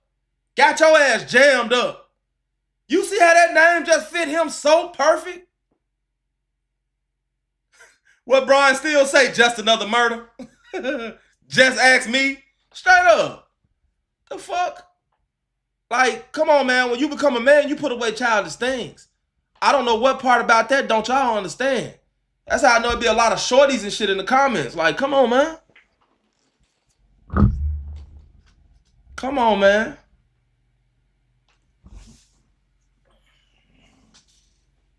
I don't want to be cool with no nigga named Jam. And then wonder how the fuck I got jammed up. Well, the nigga is named Jam. Shit, what did you expect? You know? Nigga just now got out of prison from being jammed up. His name Jam. You know? Nigga don't even know how to write his goddamn name. They said, well, nigga, I don't know nothing about booking no flight. I don't know nothing about establishing no bank account. I don't know nothing about the only thing I can do is dial a number on the telephone. You think I want a nigga like this working for me? Listen, bro, I'm gonna give you this 50 so you ain't gotta ask again. I know the last time you was out, the Max was in. Niggas don't even use Max no more. The last time he was on the streets, they had the Max in. Durk told us that. I ain't seen a goddamn Mac 10 since I don't know when. Niggas don't even, do they still make them motherfuckers? You went and got a nigga a goddamn convict. This nigga institutionalized. You know he going back and don't care. That nigga don't care about going back to jail. Brian still asks him, so you trying to get some time? That nigga said, I'm trying to get a number. What the fuck? Who says stuff like that? Man, you trying to get out, ain't you? Hell yeah, I'm trying to get out, man. I'm trying shit. I'm trying to get a number, gang? What is that? That nigga say he trying to get a number.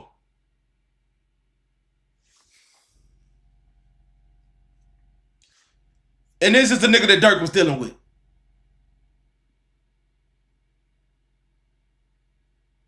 And I'm mad for another reason. You know how many niggas out there that would have loved to been in his position? Not necessarily doing hits, but he could have did anything for the organization. Durk didn't have to hire that man doing hits, allegedly. And then not only that, this nigga loved doing hits. He licking blood all off the pistol and overkilling niggas, and I send you to talk to the nigga, he come up dead. Like, what the fuck, man? I sent you over there to holler at the nigga about my money. Every time they send Jam to go holler at somebody, he catch a body. Man, I ain't sending that crazy motherfucker over there. Find somebody else, man. DD, go holler at them folks, man. Y'all could have sent Lil Ted over there for that. Shit, send Varney over there. Fuck it. Send Varney in the wheelchair over there. I'm not sending Jam to do shit. This nigga Trip got happy as a motherfucker, man. Two niggas I ain't sending on no hits, man. Jam and Brown Eyes. For two different reasons. Brown Eyes, the trigger happy as a motherfucker. He hop out. He don't give a damn if your grandma out there. He letting that bitch go. Soon as he hop out the car still rolling. Look. Look. The car still moving. Brown Eyes got out. He ain't gave motherfucker time to do nothing. You know what I'm saying? Hell no. I ain't sending Brown Eyes over there to do nothing. And I damn sure ain't sending Jam over there to do nothing. Jam ain't got no understanding. Look at this nigga. You can look at Jam and tell that nigga ain't all there, bro. If that nigga pull up on me, bro, with a line of questioning, I don't even really want to. I might either, if I ain't got my gun, bro, I might goddamn go run or something. Get the fuck on out of there. Because what is this nigga pulling up on me, clutching, looking crazy? Nigga look like a pit bull, bro. I don't want to talk to you, gang. Is you cool? Like I said, I don't want that nigga more than a football field away from me. Or less than a football field away from me. And I'm serious about that. The fuck?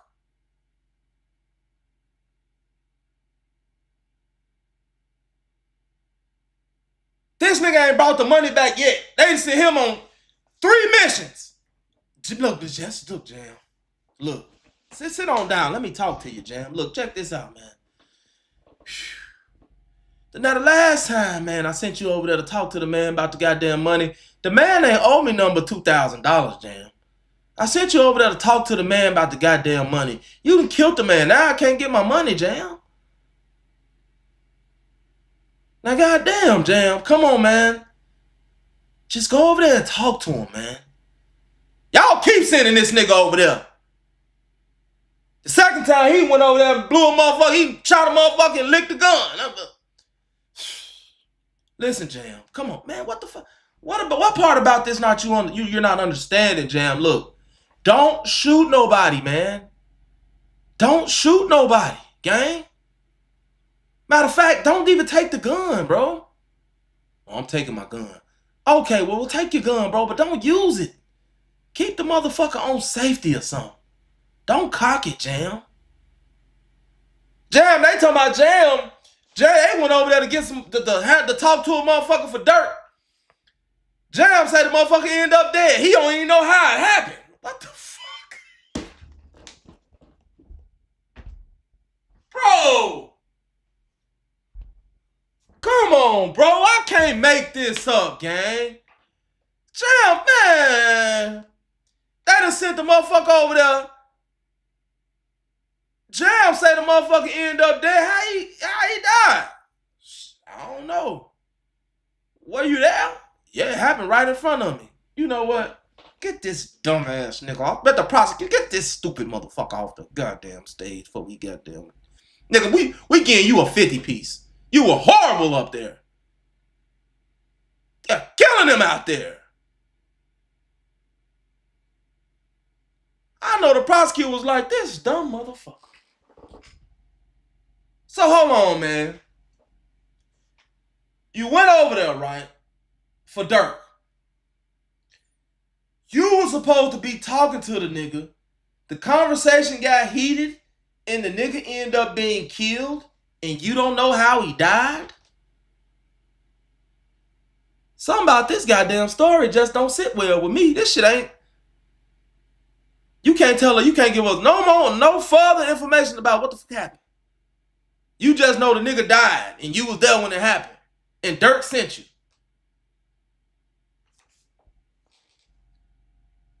You going to jail. Your ass is going down, man. Your ass is going down, man. You ain't telling the whole truth, man.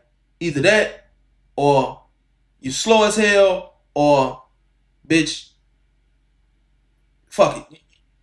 We don't want to hear nothing else from you, man. You going down. I can't believe the prosecutors either. Put that motherfucker on the stand with tearing that dumb shit. This motherfucker said he don't know what happened, but motherfucker just popped up dead.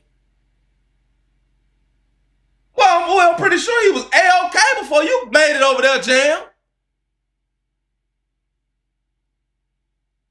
Anytime you got to pull a nigga to the side and tell him like, look, man, look, bro, come talk to me, bro. You good? What, you need a fucking hug or something, bro?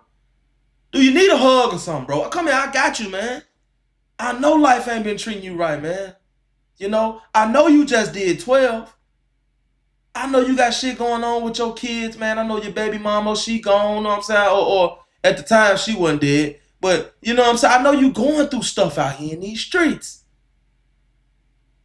But, bro, you got to stop killing people, gang. Come on, Jam, man. Jam, man.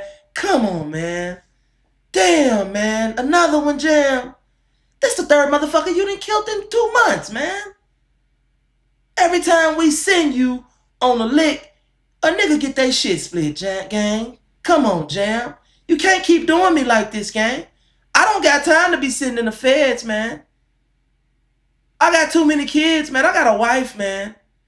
How long you think India gonna wait, man?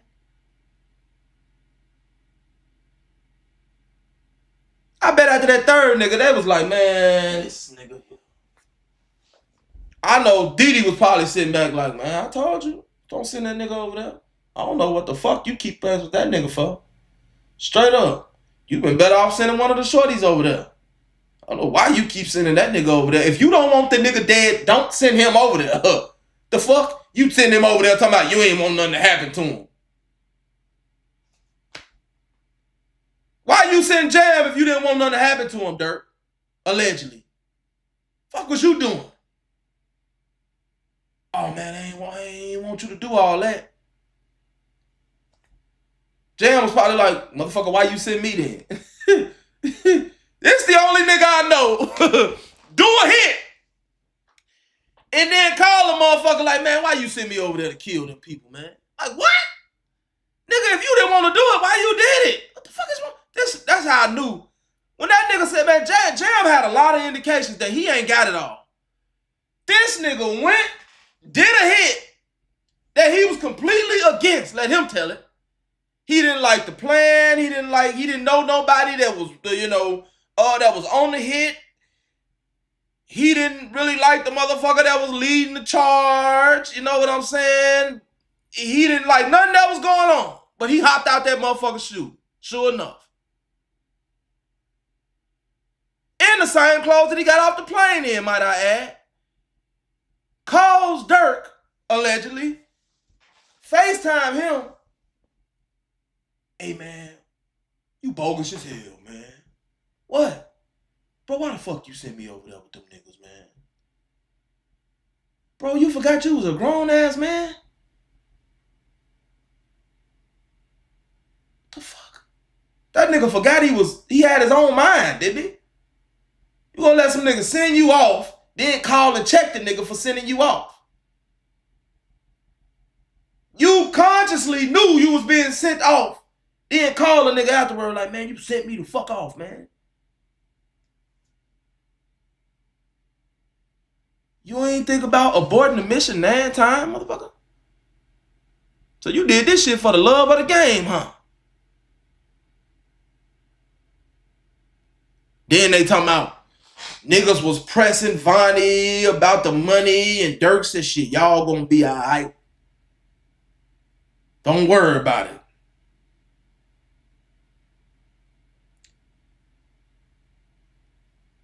Y'all was supposed to kill Quando Rondo. What the fuck are y'all proud of that? Don't y'all understand? Y'all was supposed to get Quando Rondo. Y'all went and got a nigga named Lil Pal. We don't even know who that is. A nigga that had a conversation on Clubhouse. Talking about Durk was happy. He was satisfied with the results. No, the fuck he wasn't. That's why y'all niggas didn't get paid. Durk already said, I don't want no nigga who you get. I want the one I paid for. Y'all thought he was playing? Hell no. Y'all went and killed some random motherfucker. Shot up, had the whole goddamn gas station look like Beirut around that motherfucker.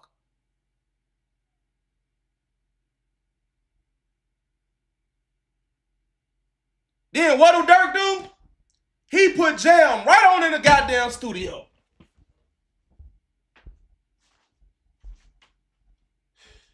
Fell down to my knees when the law came. Real talk, man. That nigga went and put Jam right in the goddamn studio, man. That nigga went and put Jamie the Bull right in the goddamn studio. What do? He make a song called War with the City, telling on everybody.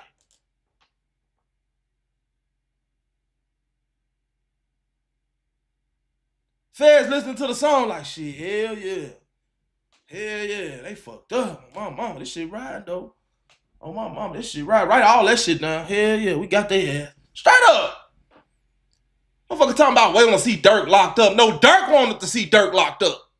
The nigga said the feds gonna come. The fuck? That nigga say the feds, he ain't say the feds might come. The feds might think about coming. That nigga said the feds gonna come. Bullshit you not. Hold on, I may be wrong. We gonna see what he said. Well, I'm gonna tell y'all exactly what he said in them goddamn lyrics.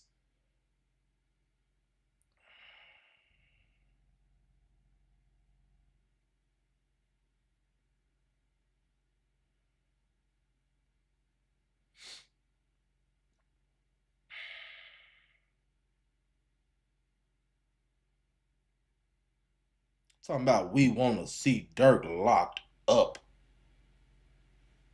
Nigga went off.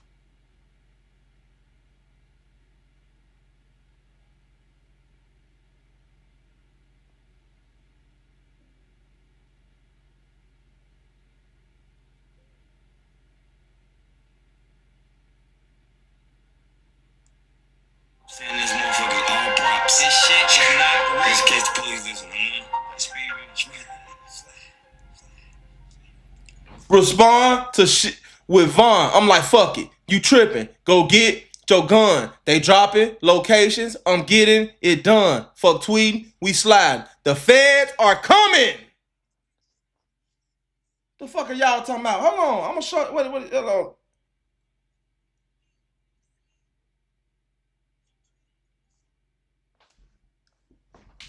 Could y'all see that? Fuck tweeting, we slide. The feds are coming.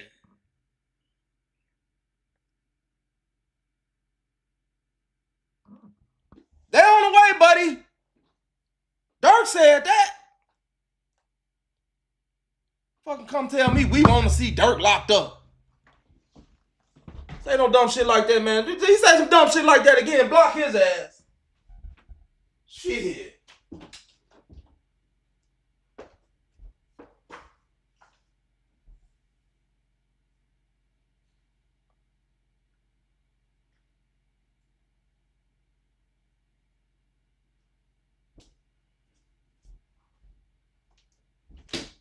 See what I'm saying? See if this shit done updated yet. I'm to piss me off. We want to see Durk locked up. I don't know what's going on, y'all. Ain't been no update. Maybe they on break or something again. I don't know. Yeah, man. Durk said that shit.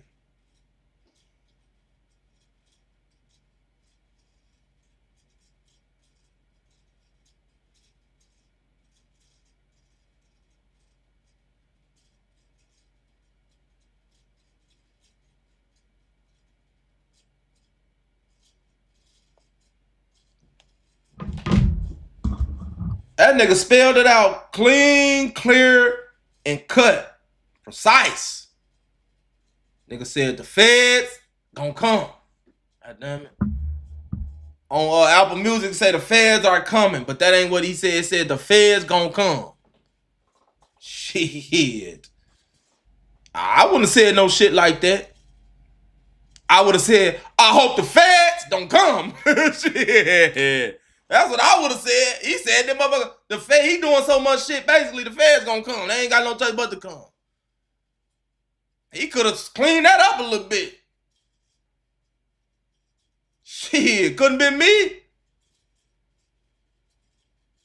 You tweeting, we sliding, I hope the Feds don't come. Shit, that's what I'd have said. Then he gonna try to at the beginning of the song, shit, just in case Feds listen. We just playing. We just talking shit. Then get straight on there and I tell you, boy.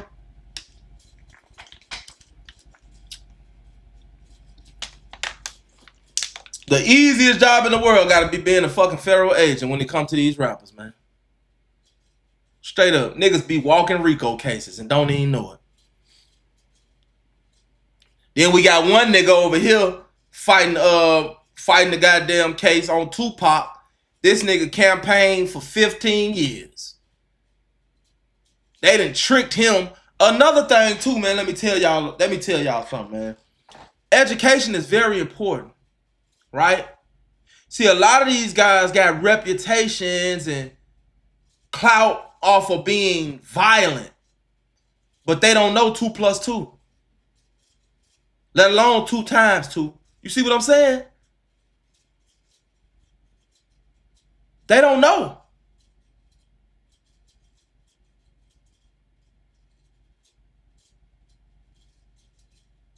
This is why you got motherfuckers like Keefy D.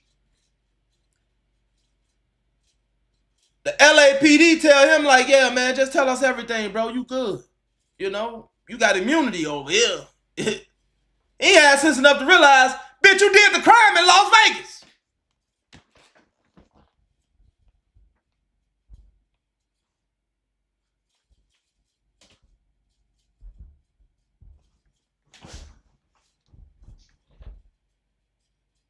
See what I'm saying? Now, common sense would have told what shit. Is y'all in with Las Vegas, or how do that work? Because Tupac can't get killed in the LA game. They done tricked his dumb ass. Oh, you good. We got you. Don't even worry about it. Straight up. You won't get charged with a crime in LA. I promise you that. Dumb motherfucker forgot he did the damn murder and they did the damn killing in Las Vegas. He done went wrote books, did 1,000 goddamn interviews, 2 documentaries, and till this day, that nigga still doing interviews. Who does that? Nigga did an interview 6 days before trial. You know, I mean, come on, man. The streets just fucking... Ignorance has got the best of the streets. I mean, damn. Do you niggas read or anything? This nigga did interviews, wrote a book. How I Got Away with Killing Tupac. Ass shit he was on, bro.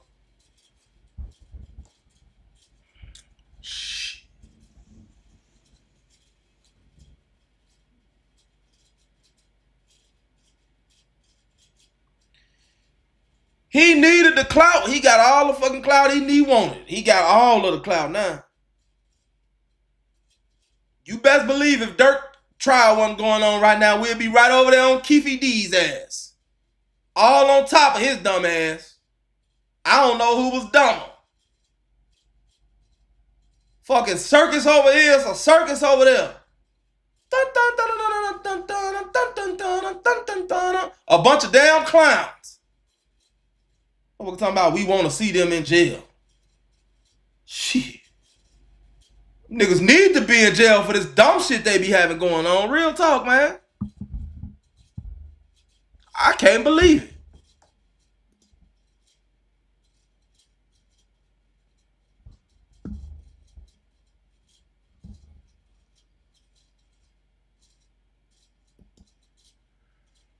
Oh, man.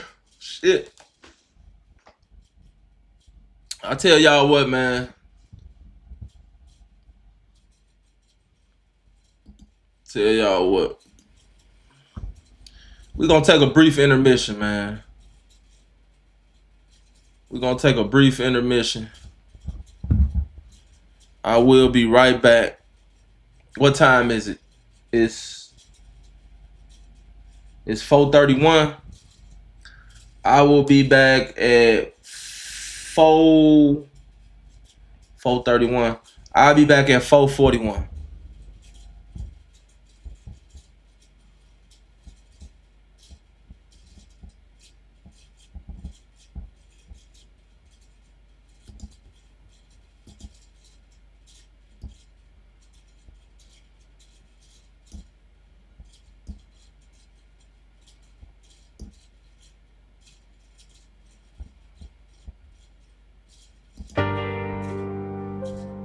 Yeah.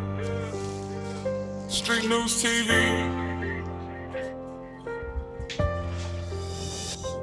It's bigger than views. It's history.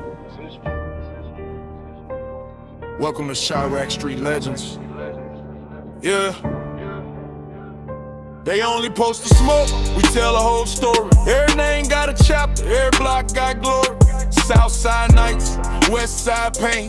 Different streets, same tears fall like rain. Mama still praying, candles still lit. Young kings gone too soon, that's the cost of this. Some did wrong, some never got a chance. Now they live forever every time this camera pans. We don't chase rumors, we chase the truth. Speak for the lost, try to reach the youth. Every documentary got a lesson inside. Cause too many brothers never made it to 25 before you pick that path. Better count that cost. Too many dreams fade, too many lives get lost. This ain't about clout, this about memory.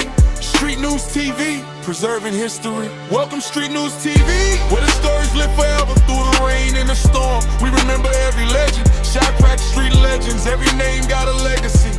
If the streets don't remember, then it's up to me. Street Newz TV, tell the truth, let it breathe. Every voice, every soul, every family grieves. From the south to the west, let the whole world see.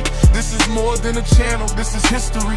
Seen brothers chase fame, seen brothers chase revenge. Then another mother crying at another dead end. County blues, prison walls, letters in the mail. Some came home wiser, some never made bail. Politics change, but the pain stay the same. Every summer got another family saying names. That's why I keep recording every episode real. Trying to heal a generation that forgot how to heal. I'm telling these stories so the cycle can break. Maybe one young brother hear it, make a different escape. Cause the strongest man ain't always the one who fight. Sometimes strength is walking home before the street lights. One city, 1,000 stories, one voice. To keep him alive, learn from yesterday, so tomorrow can be different. Learn from the Street Newz TV, where the stories live forever. Every documentary, bring a voice back together. Chirac Street Legends, let the truth be told. Every lesson worth more than silver and gold. If one life changes from the words that we speak, then every late night was worth every week. This ain't just content, this is family to me. Welcome home, Street Newz TV. The streets remember, the families remember, and now the world remembers. Street Newz TV.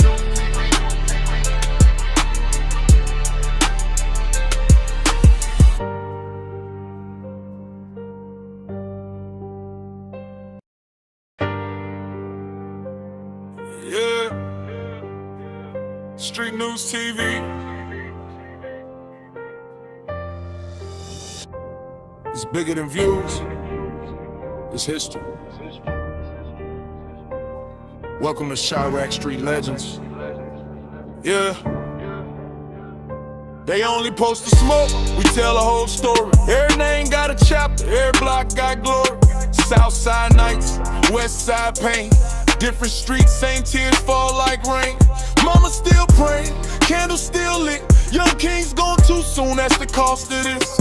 Some did wrong, some never got a chance. Now they live forever every time this camera pans. We don't chase rumors, we chase the truth. Speak for the lost, try to reach the youth. Every documentary got a lesson inside. Cause too many brothers never made it to 25 before you pick that path. Better count that cost. Too many dreams fade, too many lives get lost. This ain't about clout, this about memory. Street Newz TV, preserving history. Welcome Street Newz TV, where the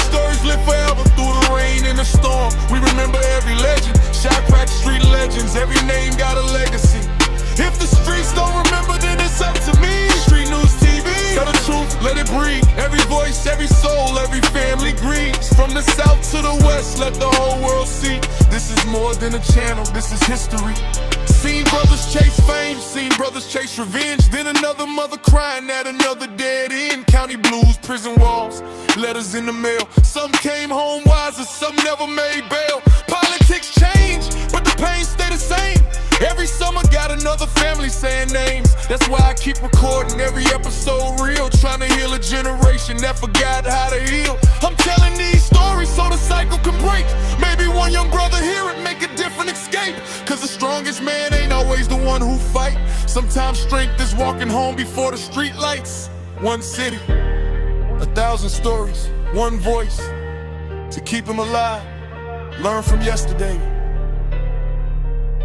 so tomorrow can be different. Learn from the Street Newz TV, where the stories live forever. Every documentary, bring a voice back together. Shot rock street legends, let the truth be told.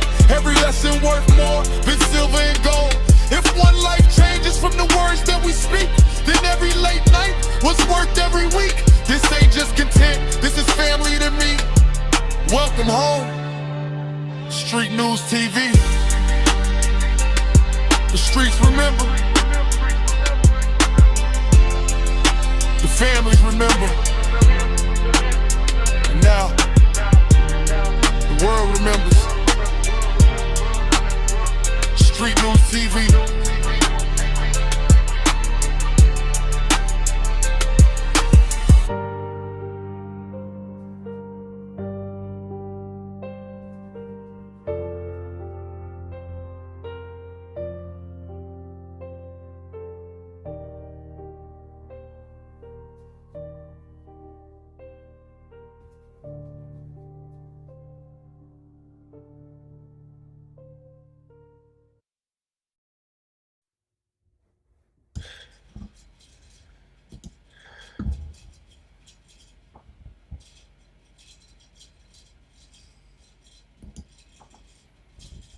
Alright, we back, y'all.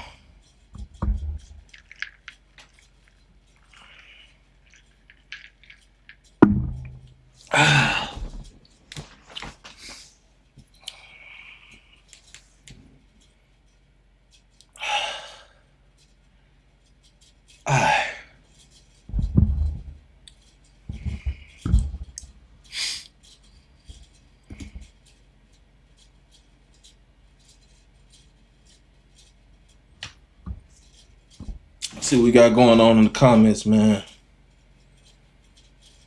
Jamie D thought they had a master plan. They had the worst plan ever, bro. Matter of fact, them niggas. The hit was a Hail Mary, bro. The hit was a Hail Mary, bro. What they did was the equivalent of down 7. No. Down 6. They need a touchdown to win the game. They throw the Hail Mary. They threw the Hail Mary to the star receiver. Know what I'm saying?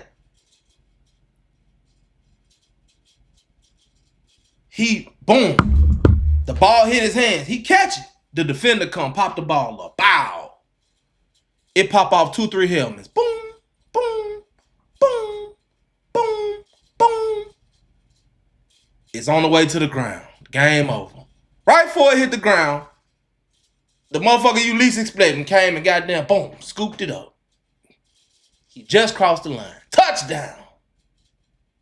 God damn. All they need is to hit the field goal to win the game. Game over. This motherfucker that missed the field goal. Going to overtime. God damn. This nigga done missed a 20-yard field goal for the game winner. Ain't that a bitch? Damn. Damn, this nigga missed the field goal. This nigga missed the field goal, man. Appreciate that, Patrice. Nigga missed the field goal, man. Now we gotta go to overtime, man. Now we gotta try to beat these folks in overtime. All you had to do was hit the guy. Y'all could have let me go out there and kick that goddamn field goal. 19, 20-yard field goal. This motherfucker missed it wide left, man. God damn. Y'all done threw a Hail Mary. It done bounced off 6 helmets. Damn near hit the ground. A motherfucker done caught it with their fingertips. And you done goddamn went out there and missed the fucking field goal. Brown eyes hop out the car. I still can't believe that. Jam, I ain't gonna lie, that motherfucker funny as hell. Jam say. This motherfucker ran out the car.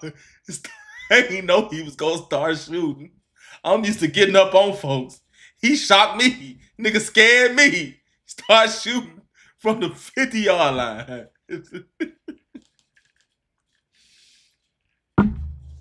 Brown eyes ain't give a damn, boy. Brown eyes just want to hit. Brown eyes just want to shoot some shit.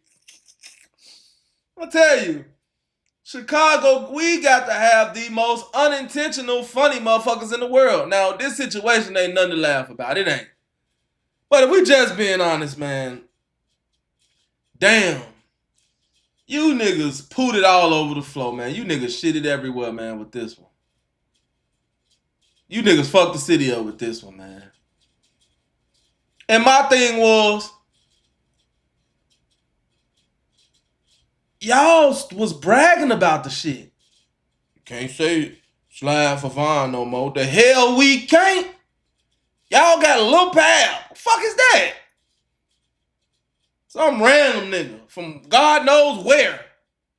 Nigga got y'all went and killed some nigga, random nigga from the backwoods of Savannah, Georgia. What the fuck? Y'all done killed some nigga from goddamn the fucking dirt roads of Macon, Georgia. What the fuck are we? Who is he? When they said that, no, we ain't got to slide for Vaughn no more. I said, damn, who they killed? Lil Pal? The fuck? Who is he? I had to do some research. I couldn't find nothing on that nigga but a goddamn Clubhouse call. I said, damn. I guess they got somebody. Fuck. That didn't give a shit. I didn't give a damn. Didi at the In-N-Out Burger smiling from ear to ear. Yeah, who y'all get? Y'all got Quando? No, y'all ain't get Quando. Who y'all get? Somebody, huh? Y'all got somebody though? Shit, that's good enough for me. Y'all got to holler at Durk about that money. I bet Durk. I don't know why, but I just feel like Durk and Didi had some conversations about themselves that was a motherfucker. I feel like Durk and Didi had some conversations, man, that I would have paid to be a fly on the wall. You hear me? I'm talking about they had to have some conversations like, man, these dumb motherfuckers. Who they get, Didi? Didi was at the In-N-Out Burger. He ain't go with them niggas. Who they get? Man, they got some nigga, man. I don't fucking know. Quando Rondo out there. Obviously, the nigga, Quando knew the nigga. He was out there hurting shit. TMZ got the video out there. Damn. I bet Durk was like, man, them stupid motherfuckers, man. Who they get, man? Some nigga named Lil Pal, man. Lil Pal? The fuck is that? I don't know, man. The nigga was in the car. So you mean to tell me them niggas ain't get Quando? Man, hell no. Quando ain't even get hit. So hold on. We sent 3 niggas with switches. 2 of these niggas got multiple bodies. One of them a serial killer. And you mean to tell me they went and did a nigga, they went and killed a nigga name that we don't even, who the fuck, like who, ain't no way Durk could tell you he knew this nigga before this shit, before he died. They went and got who? Lil Pal. Let me Google this nigga. What the fuck? We got to call Quando for this shit. That man, you got Quando number. Let's call that nigga. Ask him who the fuck Lil Pal was. Damn. Is there any way we can get in touch with NBA Youngboy? I'm talking about we couldn't get Nobody? We got fucking Pab? Nah, bro. Y'all niggas ain't getting paid, bro.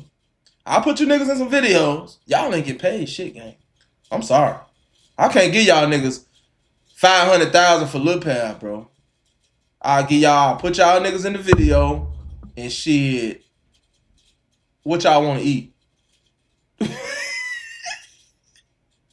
I order y'all niggas some takeout from Stakeout. Fuck you talking about? No, I'll pay for y'all meal at In-N-Out Burger. But just pay for their food.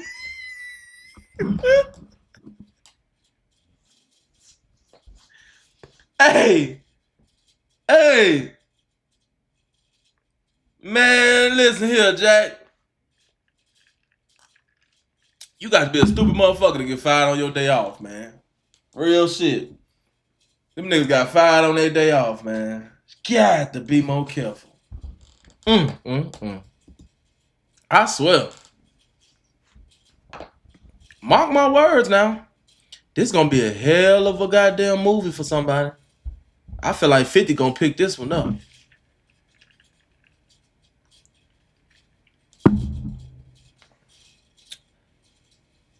Hell yeah. Somebody said arguing while they shooting. I can see them niggas out there now. Hey man, what the fuck you doing, man? Nigga, just shoot the gun. Motherfucker, you almost hit me. God damn. Boy, I bet that ride back home was a motherfucker. You stupid motherfucker. You ain't. Why you start shooting right there, man? Why you ain't run up on the car? Nigga, we got somebody. Stupid motherfucker. Damn. Jam said he called Durk. Man, why the fuck you send me on this fucking dummy mission, bro? Durk should have told him, why the fuck you go, you stupid nigga.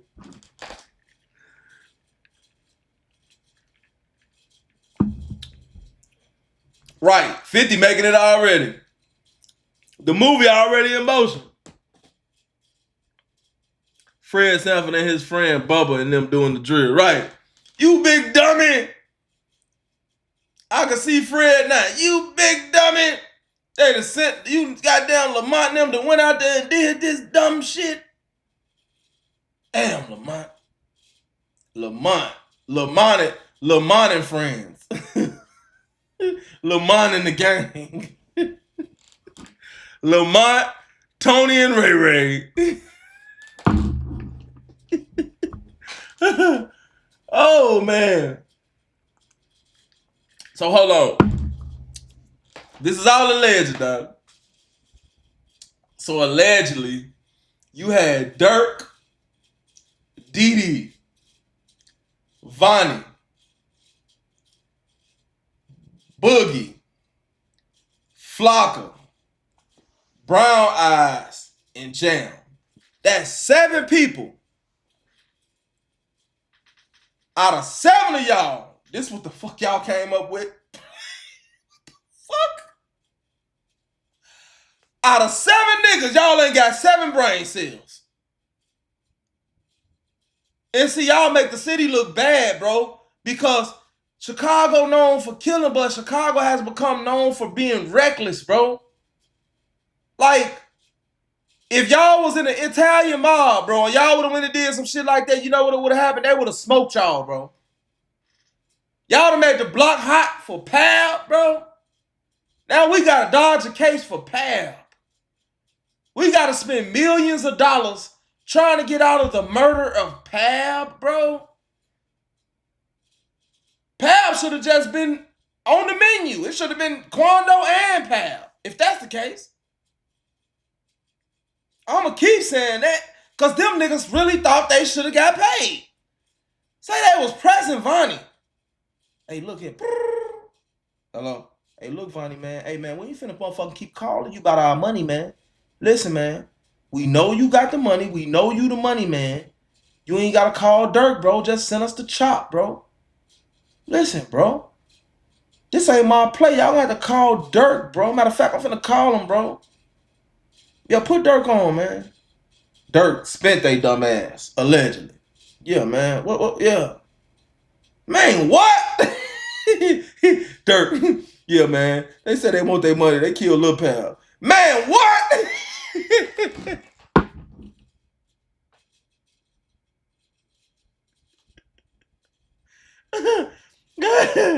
Hey, I bet Durk said, man, what?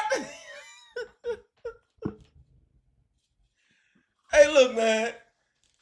Look, tell them niggas they'll be all right, man. Look, check this out. Make sure they get home. Make sure they get back home and pay for their food, man. Them niggas ain't getting shit, bro.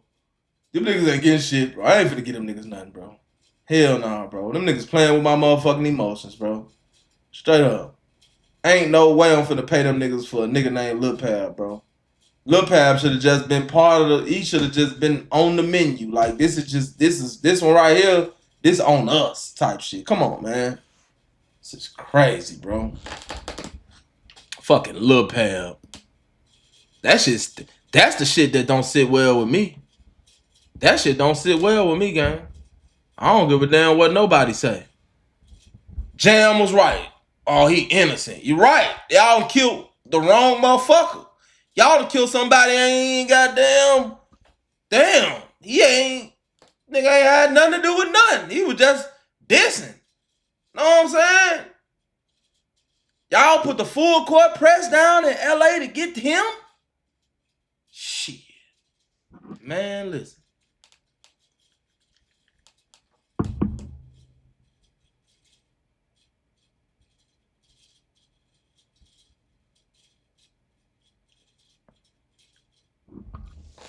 Then, look at your lineup, bro. Out of that whole lineup, bro. The starting five, bro. We just gonna say the starting five. So Durk in the skybox, right? Durk like the owner. Know what I'm saying? Didi, he coaching. Vonnie the fucking captain of the team. You got Jam. He's supposed to have been the starting point guard, but obviously Brown Eyes took that position.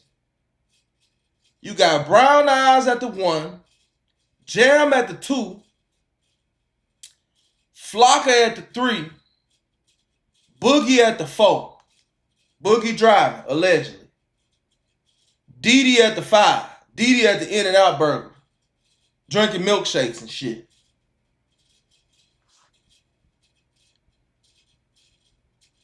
Bro, y'all wasn't even going to the playoffs with that team, bro. Y'all wasn't even going to the playoffs with that team, bro. The point guard, he hop out shooting ballistic. The shooting guard can't even do his motherfucking job because the point guard jumped the gun.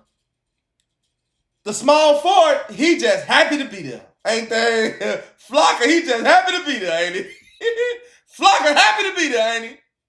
Flocka hopped out the car for no apparent goddamn reason.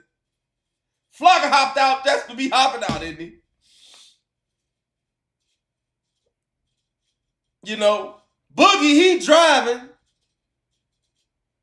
His GPS fucking up. They done rolled past the police on the way to the thing. He damn near got pulled over and all type of shit. But Boogie really probably the smartest one.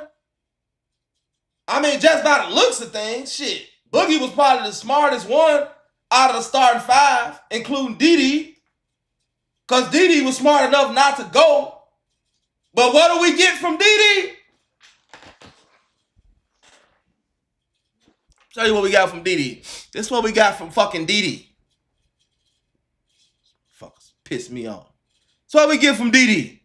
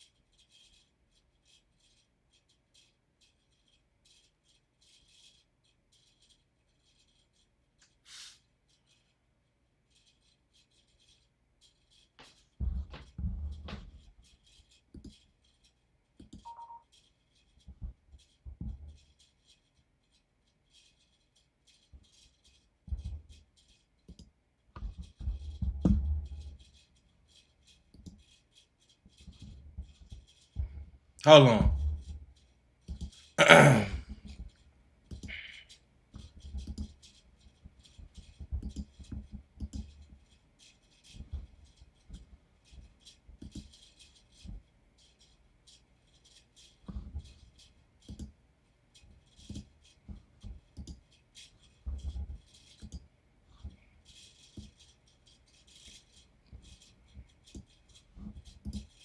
This dumb motherfucker at the In-N-Out Burger smiling from ear to ear.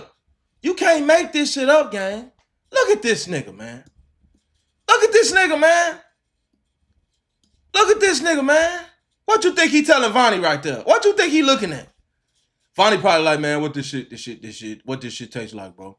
Man, this shit good in the motherfucker, man. Look at that bitch over there. She looking good, too. Oh, my mama, that bitch thick as hell. 4 them grade. Shit, I just got through on my mama. That bitch been looking over here and shit. I'm finna go on and get that bitch number. Like, these is real deal Chicago niggas, man. Them niggas just did a whole fucking hit. And look at these niggas. And Vonnie got the nerve to have a goddamn COVID mask on. Look at his dumb ass. Like he disguising himself or something. Vonnie, we know that shoe gang. Why would you wear a mask? Why would you, at this point, why would you even wear a mask, gang? We know who that is. We know who you is, Vonnie. You been following a nigga for 2 days now. You been following a nigga in a fucking rented car with a GPS on it, dummy. You think because you put a goddamn hospital mask on that we ain't gonna know who the fuck you is? We still tracking you.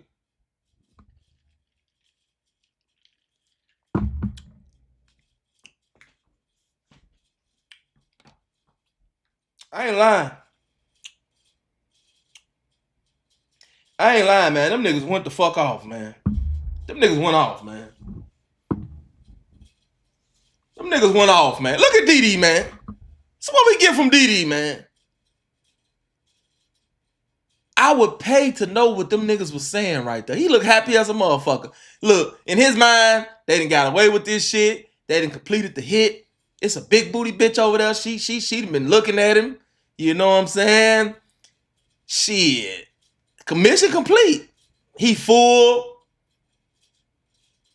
Them goddamn milkshakes off the chain. I heard them milkshakes they got in that motherfucker ain't playing. You know?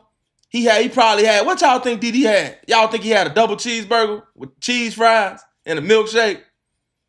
I don't know why I just want to say, he just looked like he talking about, he looked like he told Vonnie about them milkshakes, but now he looking over there like, shit, he finna get at something, like it's a little chick, goddamn it, that he, you know, I'm telling you, man, that's what's going on right now. What he got in his hand? A receipt?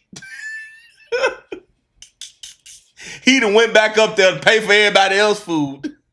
I got y'all. Don't even worry about it. Don't even. Y'all straight on 4 up grade. We got y'all. I already talked to Durk. Shit, y'all niggas. On 4 them, man. I love y'all niggas. Y'all niggas went the fuck off, nigga. That's what I'm talking about, nigga. That's what, high five, nigga. That's what the fuck I'm talking about. They probably did.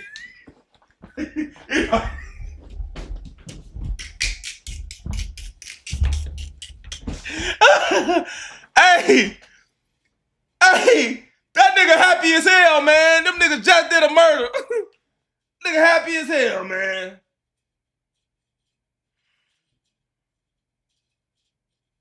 Hell no. Hell no. Hell no. I swear for God. Them niggas have provided us with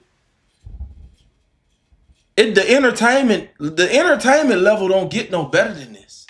I'm sorry. Excuse me. Them niggas different, bro. Them niggas different, bro. I ain't lying. God damn, what they got going on? Nigga, is you still, that nigga left, didn't he? Oh, so we got an update. We got an update from Taylor. It said, very quick update while on break. Jam's testimony, I told y'all they was on break. When they take off like that, they be on break. Jam's testimony has concluded. Brian Steele objected to most of the prosecution's questions on redirect for leading. Things got heated. Jam testified on redirect that he is serving 3 life sentences for 3 murders and testified that he does not expect to have those sentences dropped. I will do a covering the afternoon proceedings. What? So, what the fuck he telling for nothing? Hold on, let me read this again. It says, Jam's testimony has concluded. So Jam is done testifying. It says, Brian Steele objected to most of the prosecution's questions on redirect for leading. Things got heated. Jam testified on redirect that he is serving 3 life sentences for 3 murders and testified that he does not expect to have those sentences dropped. You know what that sound like to me, don't you? Sound like they done pulled up on Jam like, hey man, you ain't getting out, bro. You ain't getting out, bro. You fucked up there, man. We told you to say this and do this, bro. You didn't do what we told you to say and do, bro. It's over, bro. That's what it sound like. Because he went from talking about numbers to he don't expect to have those sentences dropped. Why would you be up here snitching if you was going to be on 3 life sentences in the feds any fucking way, you dummy?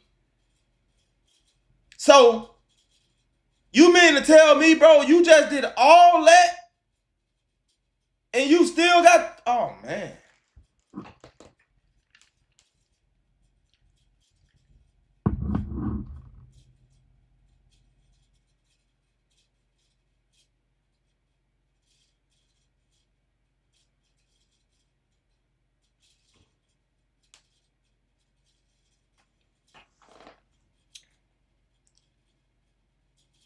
Bro,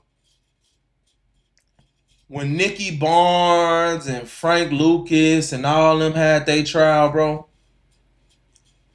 I don't think I was born yet. But if I was a baby.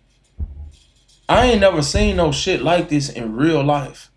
I'm trying to figure out what trial happened since I've been on Earth that was as intense, as stupid, as funny, as careless, as comical, as entertaining as this.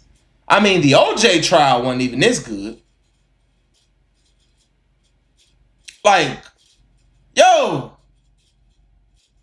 this nigga just did all that snitching and went up there and said he don't expect to have his... So he obviously don't feel like he did good on the stand. Number one. Number two, fuck that. Y'all better drop this shit. I done just did all this. No, y'all gonna drop these charges. Or y'all better not let me out these motherfucking handcuffs. I'm liable to attack one of y'all's ass. Because he gonna have a rough time in the feds, babe. I'm gonna tell you that now. He may be this, he may be that, bro, but he gonna have a rough time in the feds, bro, with all this shit in his jacket. That nigga told on Durk. He can't come from up under this gang.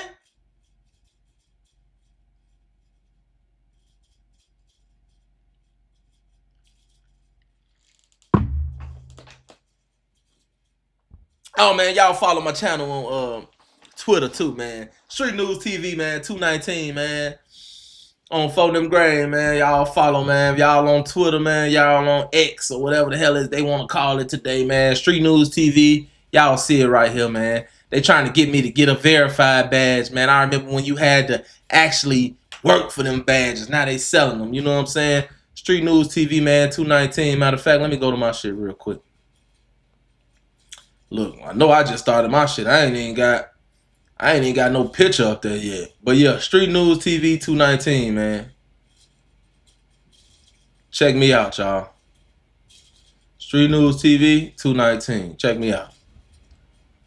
Yeah, man. Oh, damn, when they gonna come back? Shit, how long they been gone? They done went through the whole Jam done testifying. So now here come Vonnie. Here come this stupid nigga here. Here come Dum Dum. Somebody said, bro, who the fuck Durk supposed to be besides a rapper? Obviously, damn mob boss. Shit, let them tell it. A dumb one at that. I ain't gonna lie. I love my city to death, but dumb is dumb. All this dumb ass shit they did. And Durk had them niggas right with him. Straight up. And then the crazy thing about it, just use your imagination, right? And just say, I know everybody feel like Durk is guilty. Of course we do. You know what I'm saying? You know, we black folks. So everybody the white people say did it. I understand that, right? But just say by a slim chance that Durk is actually innocent and that Durk had no knowledge of what they had going on and Durk didn't set this up and it was all on Vonnie, right? Durk is guilty by association. Why are you associating with niggas like Jam, bro? You know? Flocker, bro. Brown Eyes, bro. It's a bunch of dirty niggas, bro.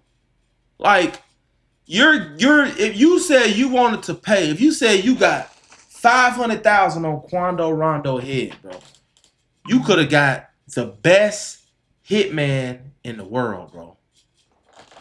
I'm pretty sure it's a hitman somewhere in goddamn New Zealand somewhere that could have hit this nigga from off a roof from 200-300 yards, bro. And it never would have got traced back to you. Never would have got caught. Money well spent. You would have got your man. You went and got Jam in the gang. You went and got Jam and a bunch of niggas that's just happy to be there. Happy to be doing a hit for Durk.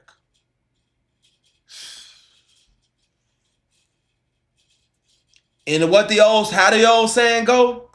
You get what you pay for, right? That's how the old saying go. You get what you pay for. You get what you pay for. This nigga could have went and got a nigga like Deadshot. He went and got fucking Jam, Flocker, Brown Eyes, and Boogie, allegedly.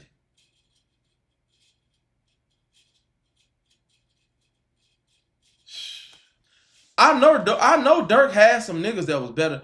My thing is, bro, where the fuck was Bezu? I know THF Bezu would have did a better job than that, bro. For real. Bro, you'd have been better off getting the niggas goddamn that you allegedly got to do the Stephen Mackey. Was AJ and them locked up at the time? You would have been better off. Them niggas was some bullshit, bro. I would have never, bro. Diddy would have brought them niggas in, man. This the team right here. I'd have looked at them niggas. I'd have told Diddy, come here, let me talk to you, man. Bro, what the fuck wrong with you, bro? You tripping, bro. What? Look at this fucking team, bro. This nigga's dirty as hell, bro. This nigga here, he look like he fucking a fan. He happy to meet me. This nigga here, he just got the fuck out. He look like he ain't going back. He gonna tell something. This the only nigga over here, Boogie. He the only nigga that look like he might goddamn stay solid and do the right thing. But look who the fuck and then Vonnie. This nigga's a fucking accountant. He ain't got no business doing shit. This nigga don't need to know nothing but about how to goddamn move that money around. Didi was the fucking recruit man, allegedly. Didi went and got a fucking put together a whole special goddamn Olympics team. He done put together a special education team, man. Nigga put together an LD team, man. Vonnie the only one graduated out the goddamn bunch, man. Everybody else ain't make it to the goddamn 8th grade, man. Jam don't even know how to spell his name, let him tell it. Nigga, 34 years old, grown-ass man, talking about he don't know how to book a flight. All you gotta do is call up there, Jam. What the fuck are you talking about?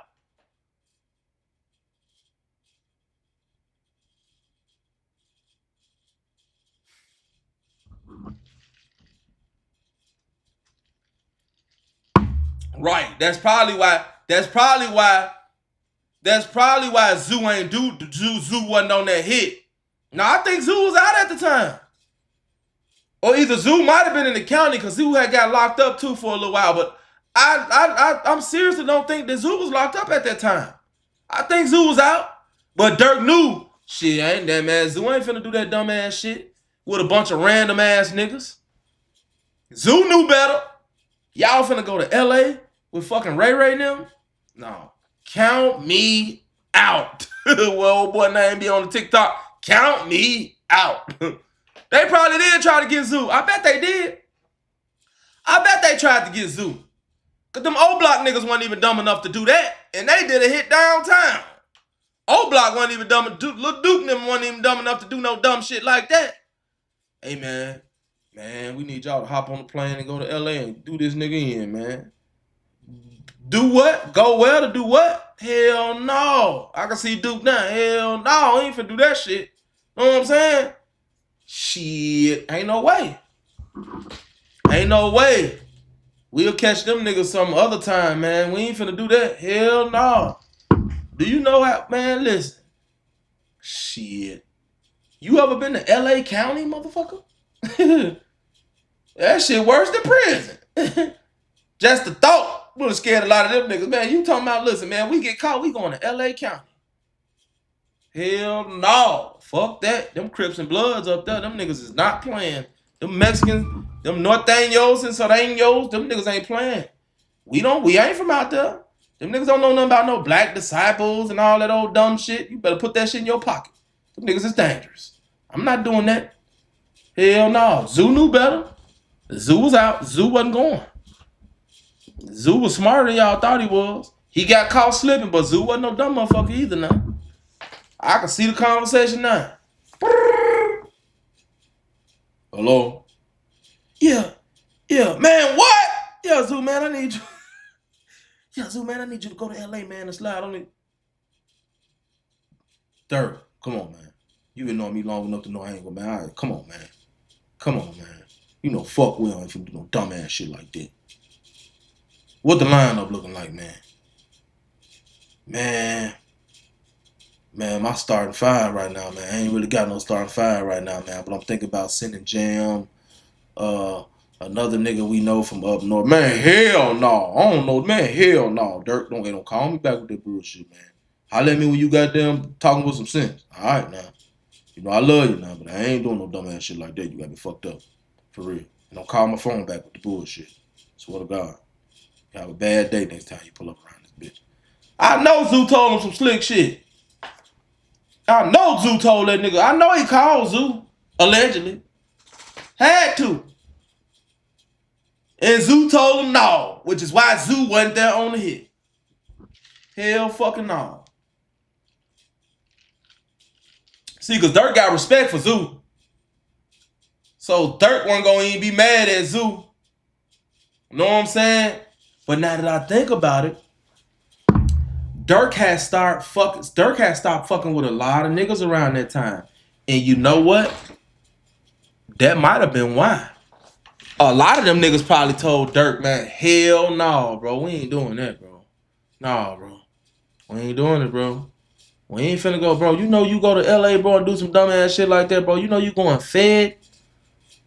Durk probably was like, man, fuck that shit, bro. They talking about motherfuckers ain't sliding for fun. We got to get somebody, bro. We got to do something. Like, well, shit, whatever we do, it ain't gonna be that. I ain't going. And Durk just started cutting motherfuckers off. Think about it. Around that time, bro, it was a lot of motherfuckers, there was a lot of little shit going on. Cause Durk wasn't even fucking with Zoo like that for a little while before like Zoo died. Like, like right around that time, like when Durk got locked up, Durk wasn't fucking with Zoo like that. Think about it.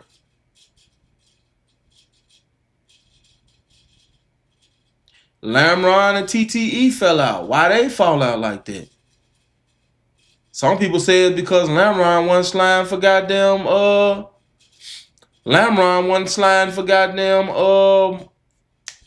Durk brother. What his name? D-Thing.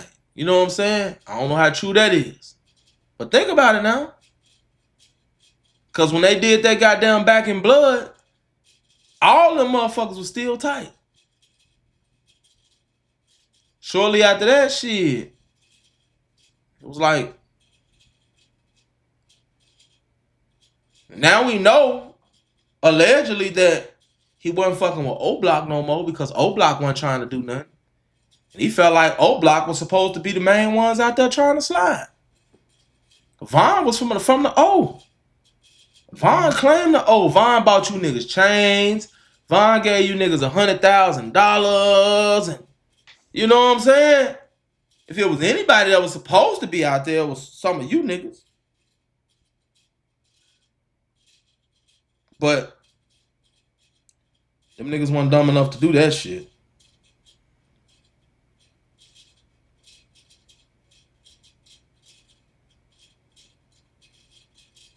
I ain't gonna lie. I wouldn't have did that shit either, man. Durk would just had to been mad at. He just had to cut me off. I wasn't finna go to jail with them niggas. I wasn't going to jail with them niggas, man. How long they be taking on the damn breaks?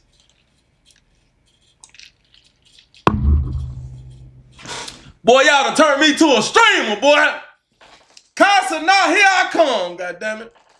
Let's get these numbers right. We going to Streamer University next year out this motherfucker. Straight up.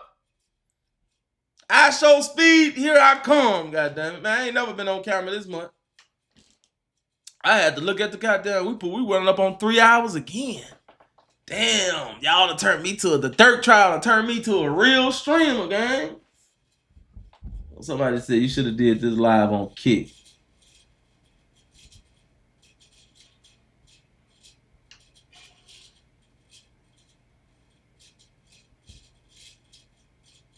You know what, Chief? Somebody said something about a pancake. Man, get your goofy ass on, man. Block his dumb ass. Somebody said, where was Chief Whoop? He never left Durk's side. That's a good question. That's a good question. That's a good question. And Sharpshooter Judah, you just gave me, like, you just hit me with some strong shit. Like, you just hit me. I feel like that was real strong, what you just hit me with. You know what I'm saying? Goal on this video, 1,000 likes, face ass. Look. I don't really know how to do the, I don't know, you know, I gotta get into the Kick shit. I gotta Twitch. What is it, a Twitch I got? What is this? Yeah, I got one of these. I got this Twitch. I got a Twitch. Ain't nobody on Twitch no more like that for real, is there? So which one is better? I know Dean the Great and AB and all them. I know they be on Kick, right? So is Kick better than Twitch?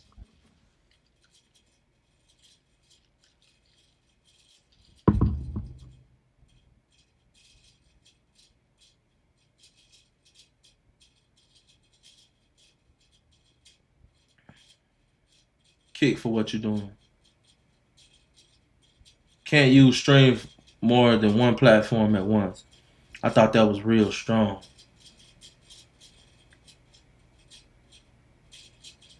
No, they wouldn't bring that up because that's not considered snitching. Like, that's not what that was. They wouldn't bring that up. A lot of motherfuckers don't know how that prison shit work. They wouldn't bring that up because Vonnie already told on himself. So this is like Durk basically putting a mirror up. Like, shit. Vonnie did everything he said he did. I ain't do this shit. Vonnie sent them niggas. He said he sent them. I don't know. That's what he said. Look in the mirror. You see Vonnie. Not Durk. That's what it was, gang. Speed be using Twitch and YouTube at the same time. I mean, not can't, but can you? Academics be on YouTube and Kick at the same time. Facts. Yeah, just make a Kick and go live on both platforms at the same. Free Jamie the Bull. Free Jamie the Bull. Free Kiffy D2. T Money trolling. I stream gaming on all three, but Twitch and Kick dope because you can play music. Unlike bit at YouTube. Oh, you can play music? That way you pulling all your numbers. The real gonna support Free Zell something. Free got a 95% conviction rate. They ain't gonna just snatch you up just on some allegations alone. So how much time you think Durk will get? If they convict Durk, man, Durk ain't never getting out. I don't think. Free OTF Jam. Didn't Durk get his record expunged before he got locked up? For Von to say that to Vonnie, I think that's why Vonnie made it his business to go. It had to affect him the most. Y'all forgot Kick. You can play music. What? You can play music on Kick? Oh, man. That mean they got to have them licenses right on Kick. Oh, okay. I'm glad y'all told me that. I'm finna install Kick right now. So, tomorrow when I do my stream, what I do is I stream from Kick on my phone and then do the the YouTube shit on here. Hell nah, y'all just taught me something, man. That conviction rate keeps dropping though. I ain't gonna lie, it does keep dropping because it's 95% now. Porn. What? Damn, they going crazy on that motherfucker. Yeah, it's 95%. I remember the feds used to have like a 98% conviction rate. Kick you out, more freedom than on Twitch, bro. Did Boogie plead out or he getting a separate trial? He only drove. What's his charges? Anybody know? Well, he would have to be in on the RICO, on the conspiracy to commit murder. You know what I'm saying? One thing about you being an accessory, you being a driver. See, when it comes to like murder is considered a heinous crime. You know what I'm saying? Class A felony. Murder is the worst thing you can do outside of, a couple other things that I don't want to mention because of YouTube. But with murder, it's like if all four of us in the car, right? And 3 people hop out and do the shooting and I'm driving, I might as well be hopped out and did the shooting too. All of us is liable for that. You know what I'm saying? And then how most places do it as well. Like, just say me and you go on a robbery and you get killed on the robbery by the person we trying to rob. Normally, they'll put your body on me. You know what I'm saying? Hell yeah. Hell yeah. Boogie. I don't know how Boogie got his trial severed, but I feel like maybe that might be a good thing, on his behalf, or not. I don't know. I don't know what type of lawyer he got.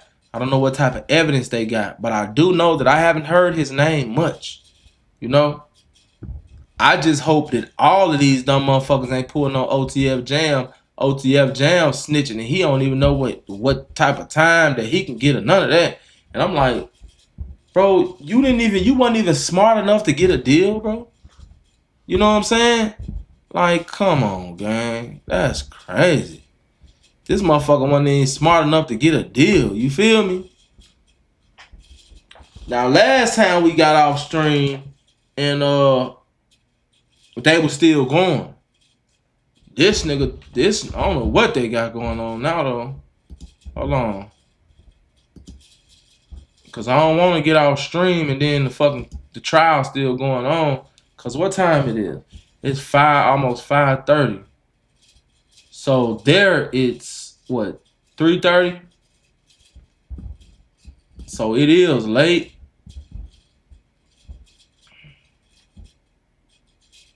She said Jam's testimony has concluded.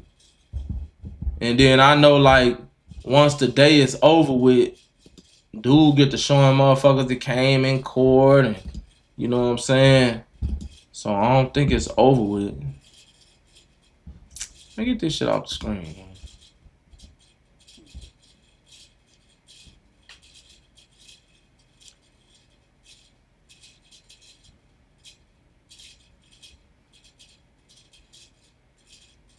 I ain't got no updates from nobody. All right, let's check and see. Let's see if we ain't got no updates from goddamn Trap Lord Ross.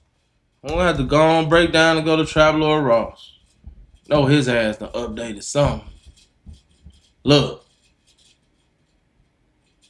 See, you got a lot on. Well, now. Damn.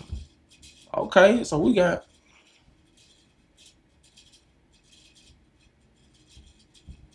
So 3 hours ago, he said, Insane revealed Jam confirmed his baby mama was murdered. That was real. Apparently, that post Jam put on IG with his address a few months ago, that referenced Sammy the Bull, was actually his sister's address. He was mad that she given his son to another sister who he didn't speak to while he was locked up. Admitted he was trying to scare her.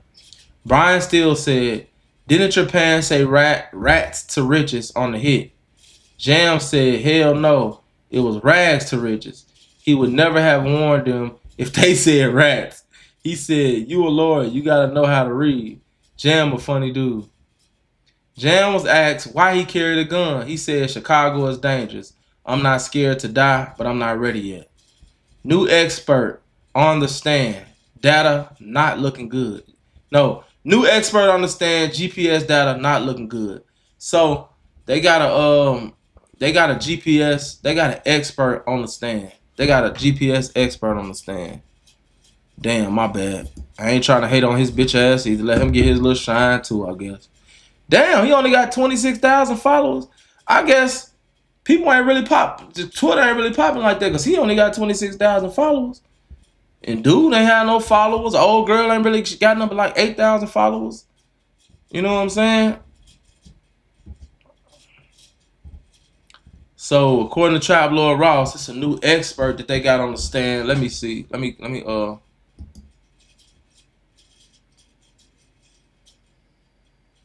Alright, let's see what my boy talking about.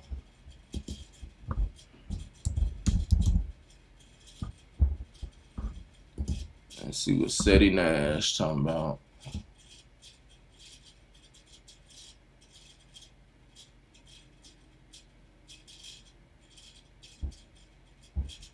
Oh, Seti Nash trying to get some shine. What is this?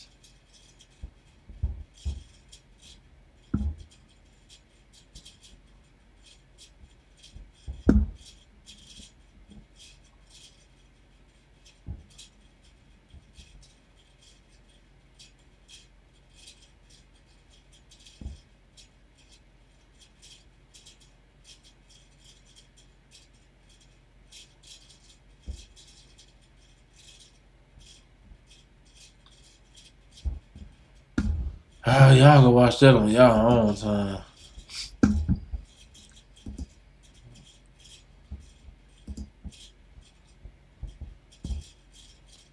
Who else we got in there, man?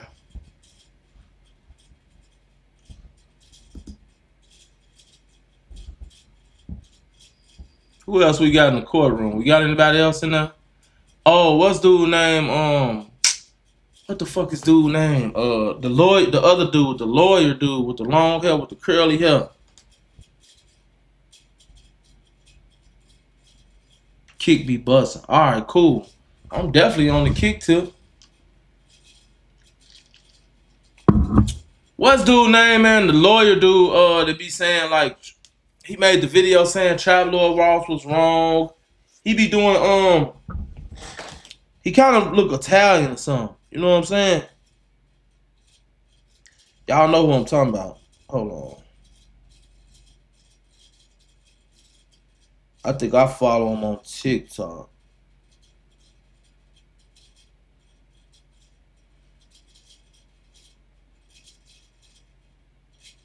Him. And this LA murder for hire. What's his Instagram? There's almost no digital footprint of all these. I mean, what's his Twitter? Communications where Banks is ordering these murders.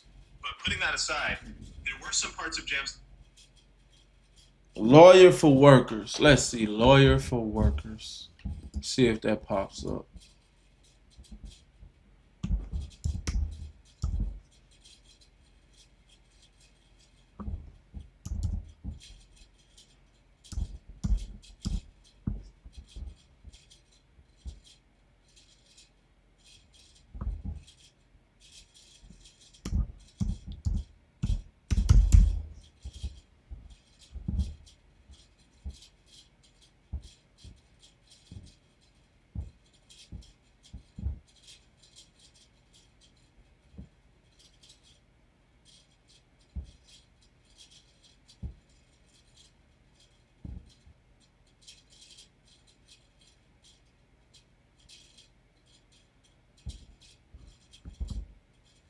What? Jam testified that Mimo 600 went to Savannah and shot a music video after they allegedly had Quando Rondo's location, supposedly interfering with what was planned. Now Mimo himself is responding, saying the video was shot 5 years ago and that Jam wasn't even around at the time, directly disputing Jam's version of events. At this point, it's not just the defense questioning Jam's credibility. Even people he's talking about are publicly saying his story isn't true. Wow. Jam killed all them people but had a conscience about Quando Rondo cousin. No, nigga, you got caught with them guns. They wasn't bailing you out because they found out you was telling. So you told everything. You ain't got a conscience. You a bitter killer. Facts.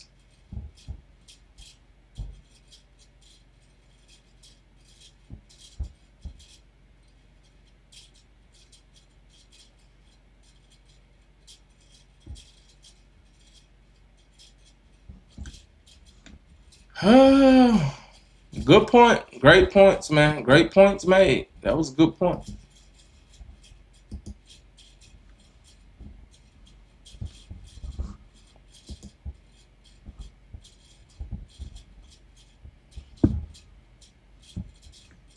So what y'all think, man? Y'all think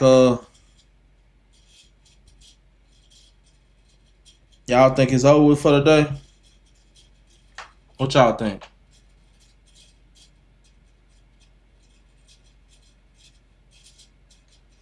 Mo. I mean, I see Mo on the thing, but I don't know if it's just Mo. Hell, just Mo. That's why I said I don't know if Mo just Mo gonna pop up. No, I knew it wasn't gonna just pop up. What they saying? Oh, Mo gang. Oh, Mo Gangat. Oh, Mo.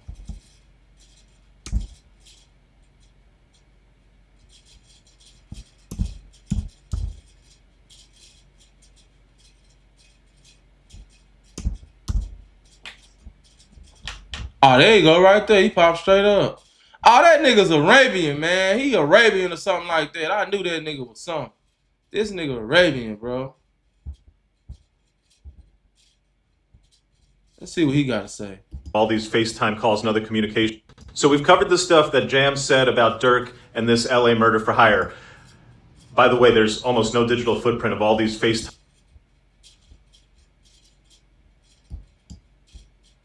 So we've covered the stuff that Jam said about Durk and this LA murder for hire. By the way, there's almost no digital footprint of all these FaceTime calls and other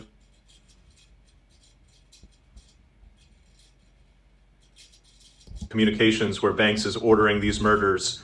But putting that aside, there were some parts of Jam's testimony that overall were just interesting and also are part of his story of the crimes and the murder that he's pleading guilty to. So let's make sure we cover all of that. I thought the most interesting part of that testimony, honestly, was him explaining why he decided to cooperate. I found it unbelievable, meaning like I don't believe it. So he said that, I was on parole and I got picked up by the cops and we had a gun in the car. So then I was in custody and I was just thinking, I need to get this off my chest. Really? I don't think you wanted to get it off your chest. I think they had you guilty and you were going to face life and you decided, hey, how the hell do I get out of this? Let me cop to a murder. Because otherwise, a parolee facing a violation for a gun charge, not going to start telling about all these murders that he committed that's going to put him away for life. I mean, he's a violent... What did I just say, gang? SNTV for the W, man. Put W's in the chat, man. This dude a lawyer, man. I'm telling y'all, this shit ain't rocket science, bro. It's common sense, bro. I just said the same thing he's saying. Right or wrong now. I just said the same. He Indian. I don't know, gang. His name Muhammad. You know what I'm saying? But then, again, his Indians, as a matter of fact, you might be right because his last name doesn't sound like a Arabian last name. You know, and we do know that India, if y'all didn't notice, India has, I want to say, India has the most Muslims in the world. It's either India or Asia. You know what I'm saying? Or is India in Asia? I know they got the most Muslims in the world over there. You know what I'm saying? I think it's in some part of Asia. But, yeah.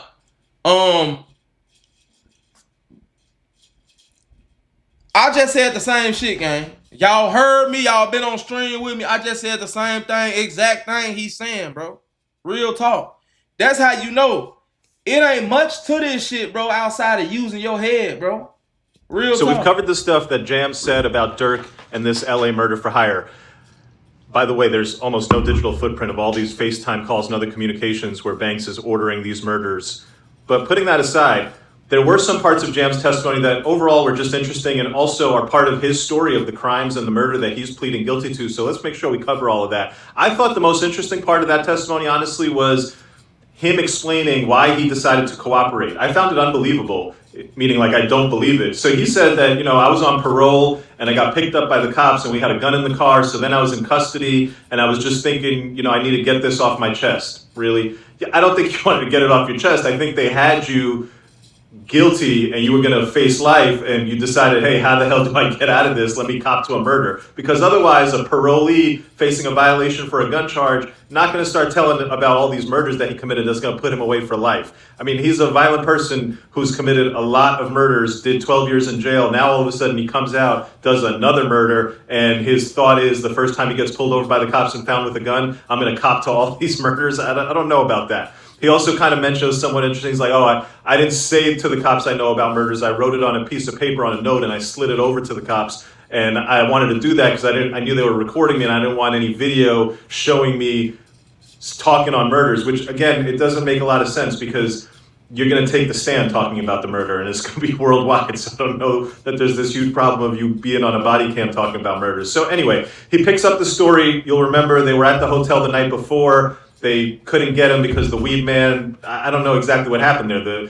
They just ultimately decided that, hey, we're not going to do it here at the hotel. Whether the weed transaction happened or not, he doesn't testify about that at all. So then he says, the next day we show up again at the hotel. We follow them to a dispensary. We didn't do it at the hotel in the morning because it was too hot. We were thinking about doing it at the dispensary, but we sent somebody in there and they had an armed security guard, so we don't want to do it at the dispensary. And this was interesting. The prosecutor said, well, why didn't you at any point try to stop this? This is a long thought out process now. You guys have been following this car around for 2 days. They were at a dispensary for a really long time. And Jam says, oh, well, they might have killed me. And you don't get in the way of people stopping murders. And it's like, but you're the murderer, dude. Anyway, he says, I couldn't call it off. It was all Didi. Didi was the only guy who could call it off. I tried texting Didi. I was like, Didi, they're scared. He was talking about the other people in the car. And that was his kind of way to maybe not look like he wanted to call it off, but they had to call it off. But ultimately, it just never got called off. Then they go to the vape store. They're at the vape store. They're looking, hey, maybe we do it at the vape store, but they decide, no, we can't do it at the vape store because it might be one of those stores where they buzz you in and buzz you out, and we might be in there shooting and get locked in, so let's not go there. Eventually, they end up at the gas station, and the prosecutor's like, well, who made the decision to pop out at the gas station? He says, I don't know, but we made the decision that it's going to happen. This guy, Lindsay, popped out first. He started shooting. We went in right behind him. We were shooting. It was interesting that he testified. A little change about the guns. Initially, he testified back on day 3 that Didi gave him the Beretta and said, you're a little rusty, you're going to use the Beretta. But then later he said Lindsay popped out with the Beretta. Anyway, a lot of stuff that's going to come out in cross. We'll see how Steele decides to approach this and where he decides to approach this. But they pop out, they shoot, they hop back in the car starts driving away. He's like, yo, slow down, you're going crazy. Dee Dee's calling them on the phone. Hey, what happened? Who shot? What happened? They're like, oh, well, Lindsay let off his whole clip. Jam said he lied. He said, oh, I let off like 8 shots, but really he didn't let off like only 1 or 2. And then they end up going to some apartment building. They dump the guns in a trash can. They take off their hoodies. Dee Dee and Vaughn come pick them up in the BMW, and the 4 people in the Infinity then jump in the BMW. It's pretty hard to get 4 of these. These are big guys into the back of an M5, but that's what he says. They all get in there, and then Dee Dee's asking these questions, and this is when the alleged phone call happens where Durk is on the other line.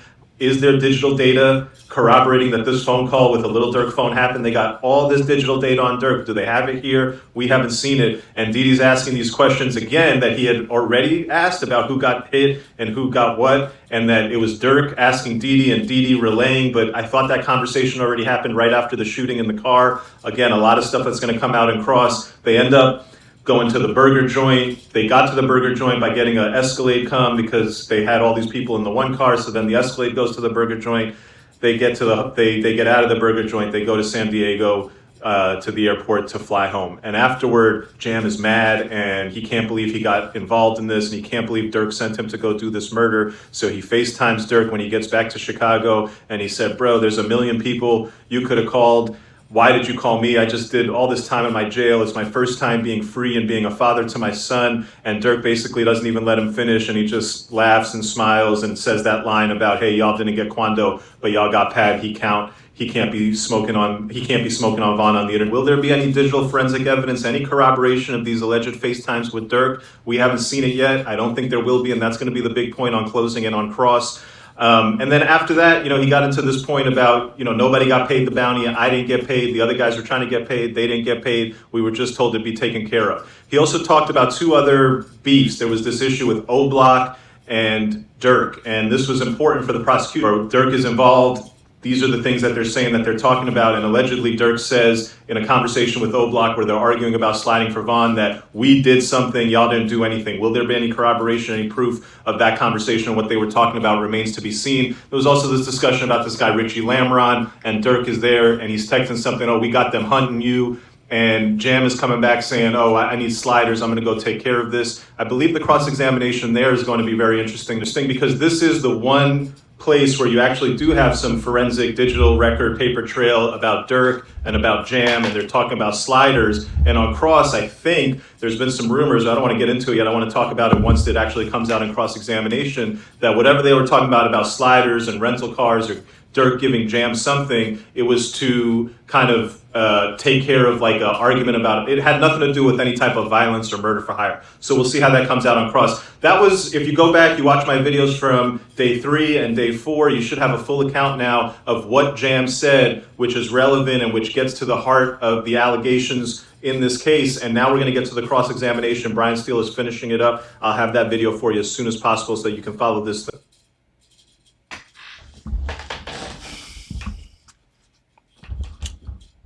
Well,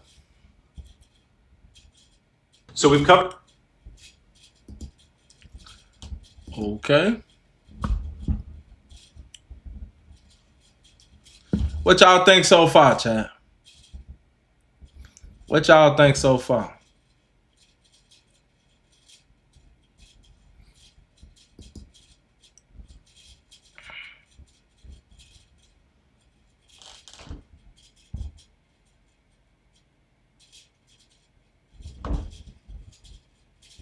He do.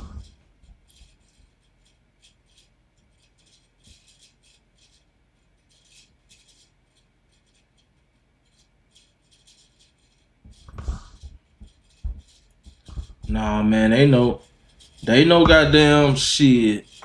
They know it's a lot of them motherfuckers to get down, man, over there. Way more than just Jam. Way more than just Jam.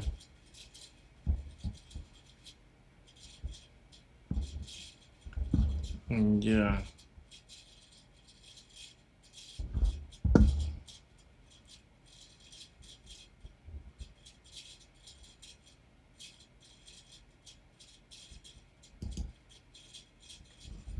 What y'all think so far, chat? So far, what is looking like for Durk? In y'all opinion, man. Y'all think Durk fried? Y'all, what's up? Y'all think Durk, you know what I'm saying? He got off. So far, he good so far. What y'all think? Talk to me.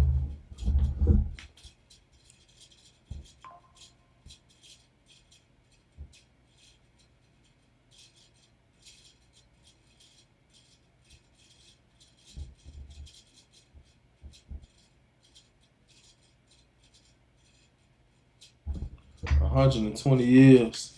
Brian Steele cross-examined was kind of weak.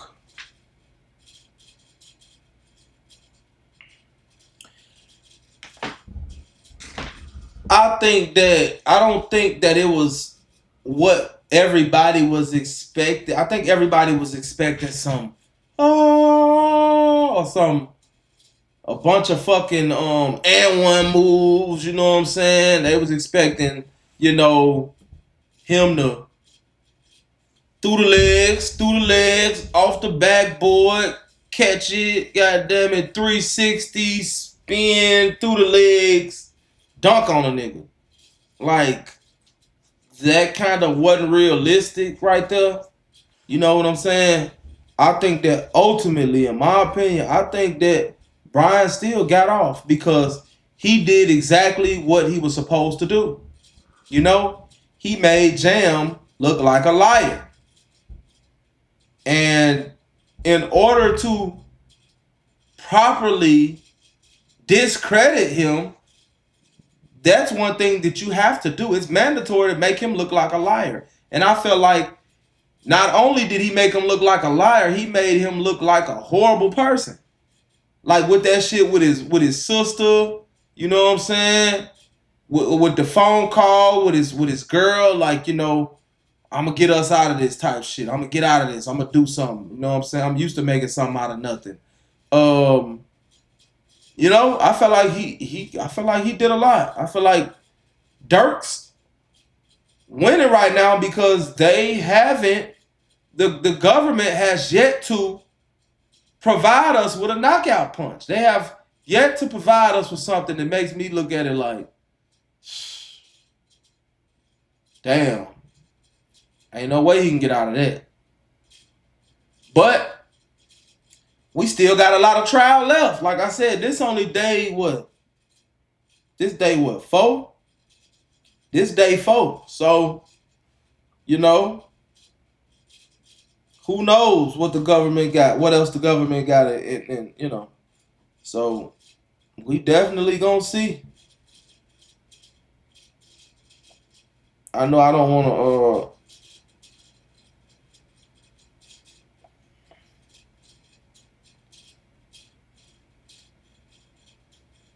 I know I don't want to.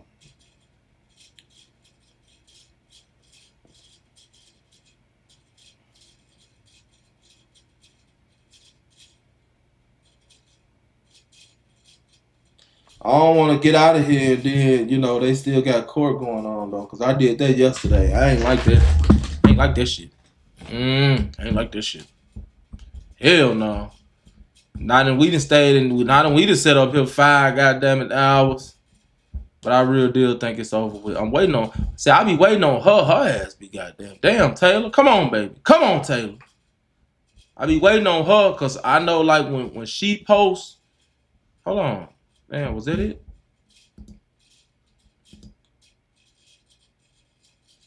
No, that wasn't it.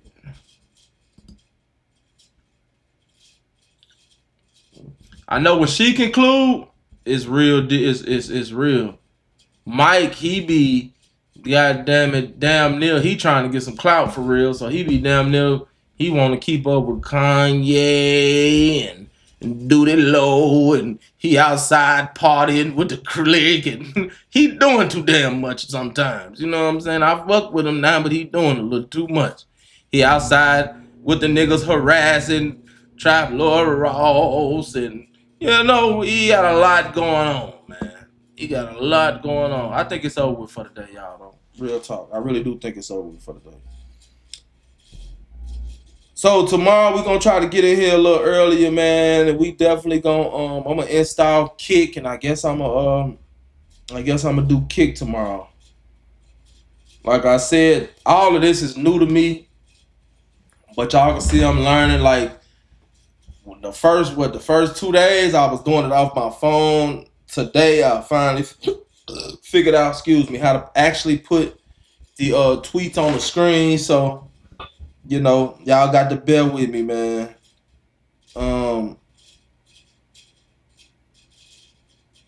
ain't used to streaming for this long, man. It's definitely I can see why them niggas get paid all the money that they get paid, cause it's rough. It's rough. Real talk.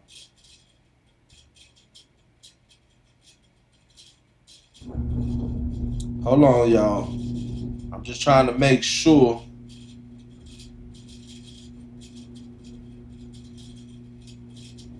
Drewski so motherfucking funny.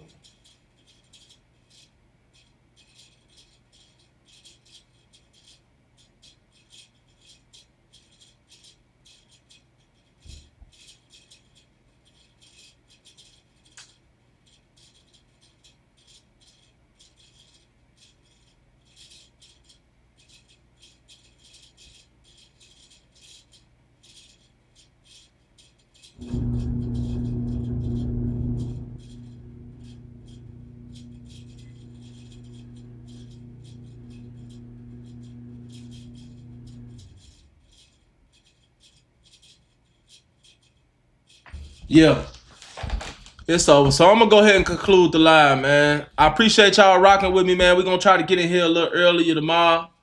And y'all already know what I like to say. Never put too much trust in friends. Learn how to use enemies and try not to get slimed out, man. If you got a Kick, you can check me out on Kick tomorrow too. I'll put my Kick link up there as well. You know what I'm saying? So if they say Kick a lot better. If you could play music, that's already a lot better, because you can't do that on YouTube. I mean, you can, but they gonna wanna demonetize it and copyright it and all that. So, but it is what it is, man. I love y'all. I'll see y'all tomorrow, man. I'm trying to get in here a little early. No, Monday. I see y'all Monday.